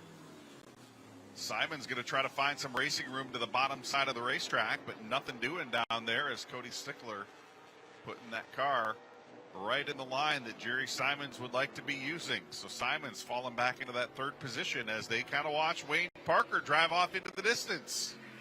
Yeah, Wayne Parker, a great start to this race. Wayne Parker in the 1 last night, finishing just outside the podium in 4th position, has dialed her in a little bit, at least on this short run here at the beginning of the race. Stickler holding on to second. Car looks to be a little on the free side, lower right of the screen. These are a couple of new Smyrna Speedway driving veterans. Alan Bruns, approaching the age of 70, still racing with us every year at the World Series and doing a pretty good job of it. Ricky Moxley in the 38. Racing in tour-type modifieds as well as this Florida modified. Sometimes we see him in other divisions as well, including the pro late models, but definitely likes to race, does Ricky Moxley. Moxley nose to tail with Alan Bruns. Bruns holding on to I believe, the 6th position, so Ricky Moxley in 7th. Now trying to take that spot over. A little bit of contact there. Moxley getting into the left rear quarter panel ever so slightly. And doing a nice job keeping that number 38 car pointed in the right direction. Moxley trying to close the gap again. That would be for the 6th position. Closest battle on the racetrack. But Wayne Parker leads by half a second over Cody Stickler, and now Moxley has caught. Runs again. A lot of power underneath those narrow tires. You see him spin them well off of turn 4 when Moxley got all the way into the gas. Back into that car, stepped out a little bit coming down the front stretch. That's always kind of been the theory with this division of race car, to keep those tires, the contact patch of those tires, as small as you can. That way you can't use all the power that you have, and that's exactly what we see right here. These guys get on the gas and they slide those tires all about halfway down the straightaway. It's Now Moxley looking one more time to the inside of Alan Bruns. He's going to clear him down into turn 3, so move Ricky Moxley up into the 6th position. Alan Bruns back to 7th. It's one of the differences with these cars compared to the Tour Type Modifieds. Obviously less tire, a narrow tire, and a lot of power. And then the 602 mods have less power, but about the same amount of tire as these cars right here. As Wayne Parker, so far so good. 9 laps in, going to be 10 this time. Will be 15 laps to go, but for Parker, the bad news is Cody Stickler is closing that gap behind him. Stickler has indeed narrowed that gap quite a bit. Was well over 10 car lengths, now down to about 2 car lengths off of turn 2. Stickler in the 46 car. Now that those tire temperatures have come up, tire pressures have come up, that 46 car coming back to life. Looking for his 2nd consecutive victory here in the Florida Modified Division, our nightcapper here. Wayne Parker, longtime restaurant owner in Mount Dora, Florida, leading the way right now by just a couple of car lengths over Cody Stickler. Now, my understanding is he's not just the owner, but he's the operator. I think he operates it as well, yes. I think he does. I think you can pop into his restaurant and see Wayne Parker preparing the food, welcoming the guests, doing just about everything over there. So, making those chocolate chip cookies? Yeah, heck yeah. We are right around the halfway mark. In fact, we'll see the cross flags this time. 13 laps in, 12 laps to go for Wayne Parker and Cody Stickler. Stickler might be just a touch quicker at this point. Still needs to try to find a way around Wayne Parker. Parker keeping that car right where he wants it. That car straight as an arrow off the corners. And he puts it right there on the bottom, the yellow line at the bottom of the racetrack on both ends of the racetrack. So Hank Parker handling extremely well as Cody Stickler now trying to reel him in, maybe loosen him up a little bit in the battle for the lead. Wayne Parker, Cody Stickler first and second, and it's become a 2-man race. Jerry Simons a little bit off after setting fast time earlier in qualifying. He's not quite able to match the speeds he was turning in the feature race last night. He's fallen back from the top 2. Parker has his hands full now, though. Stickler is there, and he's ready to pounce. 9 to go that time at the line. Thought he might have given him a shot going down into turn 1 and pushed him up the racetrack just a little bit, but Parker able to put the power down off of turn 2. Maybe that would be to Parker's advantage. Drift up the racetrack a little bit and keep that momentum wound up. Boy, they are on edge now, giving it all they can with 8 laps to go. Parker misses turn 1 a little bit, leaves a lot of room on the bottom, and the 46 of Stickler unable to make that move to the inside. He followed him in his tire tracks through 1 and 2, right up against the bumper. Slight contact in 3, racing off of 4, leading at lap 18. 7 to go for Wayne Parker. Just letting him know he's back there. Cody Stickler knocking on that back bumper bar of Wayne Parker through turns 1 and 2. Parker feeling the heat. One little bobble too much, and it could be over for Wayne Parker. And I think that's all Stickler's waiting for, just that one slight mistake. They're going to move to the outside of the 16 car of Brian Gayton, and Stickler putting the bumper to him a little bit off of turn 2 right there. Stickler ready to go. His car handling better now than Wayne Parker. Parker is on edge. 5 laps remain. Can Parker hold him off? Taking a high entry in, dropping it to the bottom, gets in the gas. Good effort through 1 and 2 that time. Actually gains a little ground, gives himself a little bit of breathing room, but look at that run into turn 3 by Stickler. He eats it up that quickly. Yeah, Stickler dove bombing off into turn 3 right there. Made up about 5 car lengths. As now we have 4 laps remaining. Parker just protecting right now. Stickler wanting to take it. They go around Bruns in the 4. Bruns running in the 6th position. Now 1 lap down. There's a good exit of turn 4 by the 45 car. 46 of Stickler can't quite pull alongside. And that was probably the first time I've seen the 1 car just a little wiggly off of the corner right there. That last time off of turn 4. Coming this time around to complete lap 23. 2 laps remaining. Does Cody Stickler have enough time to get up there and give it one more shot for the victory. Wayne Parker holding on to the lead. Parker better in 1 and 2. In fact, that time, 46 of Stickler loses a few car lengths, but Stickler better entering turn 3. Eats up a lot of that gap. Down to a car length. 1 lap to go for Wayne Parker. Parker leading off into turns 1 and 2. He's got a couple of car lengths. Here comes Stickler in the 46. He's got one more shot at it down into 3 and 4. Parker takes him into turn 3. Stickler bobbled in 2. That gave him a little bit of breathing room. He makes one last effort from Mount Dora, Florida. Winning the race is Wayne Parker. Second is Stickler. Simons, Timmy Moore, Ricky Moxley finished the top 5. I did not think he was going to be able to hold him off. I think Parker's car kind of faded quicker, but then once the 46, Stickler kind of like used the new off the tires, and his car went bad the last 5 laps, and he just wasn't able to mount the challenge. Used it up. Absolutely did. They were both skating around at the end. Got every ounce out of it, but Wayne Parker got there first. He will celebrate down in victory lane. And a small field of cars, but still a pretty good race from these guys tonight. Yeah, kept it clean. Quick, clean, and entertaining, what we like here at the World Series. And Stickler had opportunities. He could have easily moved him over with about 8-9 laps to go. Probably thought he still had a good opportunity at the end, and then Parker kind of pulled away there over the last couple of laps. Good effort from those two. Jerry Simons probably won't be quite as happy tonight. His third-place effort fell well short. He fell back from the top 2, just didn't quite have the car that he had one night ago when he finished second to Cody Stickler. For Wayne Parker, his 11th World Series win, a veteran driver here at New Smyrna Speedway, as we send it down to victory lane and Jesse Punch.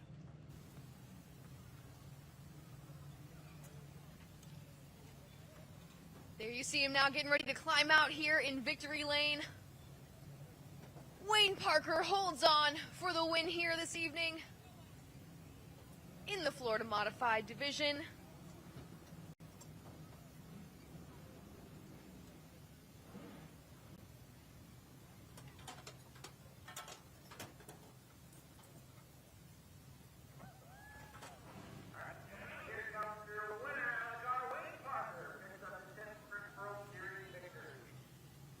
Some friends and family cheering for him down here as he climbs out of the race car. Wayne, congratulations on the win.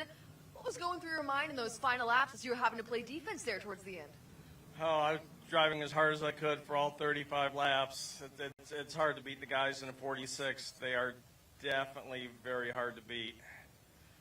My spotter on the radio was telling me every lap, Jason Boyd, how to drive, where to go. I kept started to swing corners up too wide, and he kept telling me, pull it down, keep going easy, get off hard. I got to thank Jason Boyd. Until second practice today, we were out to lunch. We were terrible. We're normally on practice board. We're normally P1. The first day, we never even were on the board. The second day, we were on the board for a short time until other cars knocked us off.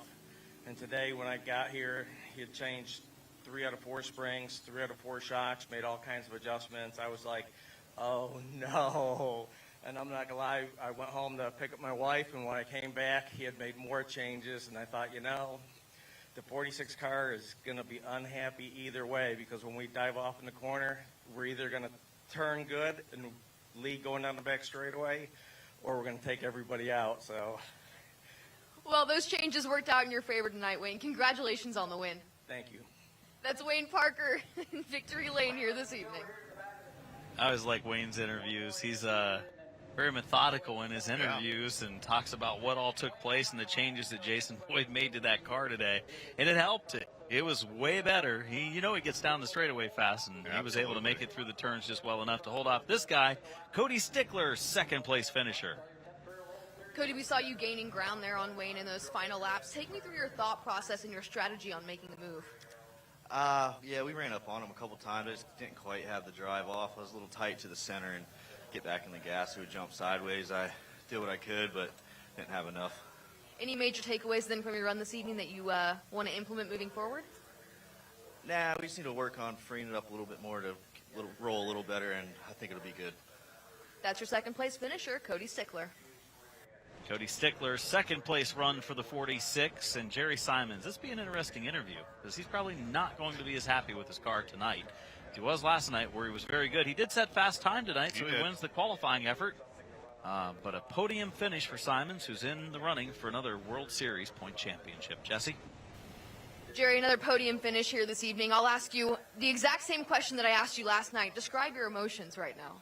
I'm not satisfied tonight. You know, I figured we picked up a little bit today in qualifying, and figured we'd have a good car, and it just, you know, felt like it was decent, just a little tight, and the other two were just better than us tonight. But you know, I got to thank my sponsors, Gene Kelly Roofing, Davis Construction Services, American Auto. I think I forgot him last night, so I can't forget him. He helps us out a bunch with tires.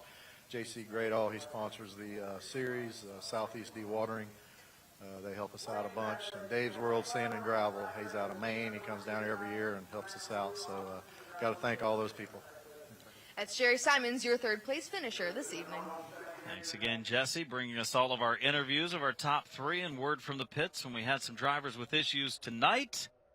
That wraps up our fourth night of action. 5 nights remaining in the 57th running of the World Series. And here's some of the excitement that took place tonight. William Byron, the only excitement here for Byron was starting this race, being out front and pulling away and winning convincingly. There's Connor Mosack getting some help, but William Byron dominant tonight in the super late model race, ready for that 100 tomorrow night. Ooh, look at that big save right there by the 72 car. The 00 going around in our 602 mod feature. Catalano's having a pretty good run in that division. And look at this big incident there. Opening lap of our, keeps on going. Stewart there with the hard hit, backing it into the wall. There's Kraus in the 24 running out of room. Here's the change for the lead, the 60 of Hirschman taking the lead at that point. There's some contact. Ripkema had kind of a rough night. Turned out to be a decent night. Nocella gets into the wall there after contact from Burt Myers. Matt Hirschman picking up the checkered flag. And look at this action in our pro late model feature. Brent Cruz nowhere to go, and he's going to bounce her off the outside wall. Ooh, Dakota Stroop, another banger off the outside wall there. And look at this lead change. Connor Jones to the inside of Katie Hettinger. That's the deciding move that sends him to victory lane. Good stuff. There's the heat. People still using the fire down there. A little on the cool side tonight, but it warms up. The action's been hot the last couple of nights here, and it will only continue to do more of that. Southern Super Series of ASA coming up tomorrow night. 100-lap feature, tour type modifieds, 602, 3 full fields of race cars. We'll probably have about 100 cars here tomorrow night for just 3 divisions of racing at the World Series. So for Jesse Punch down in the pits, for Mark, Melissa, and Patrick in the trailer, all of the camera guys doing great job tonight with all the shots. Charlie, I'm Adam Mackey here in the booth saying so long. We'll see you on night 5 of the World Series.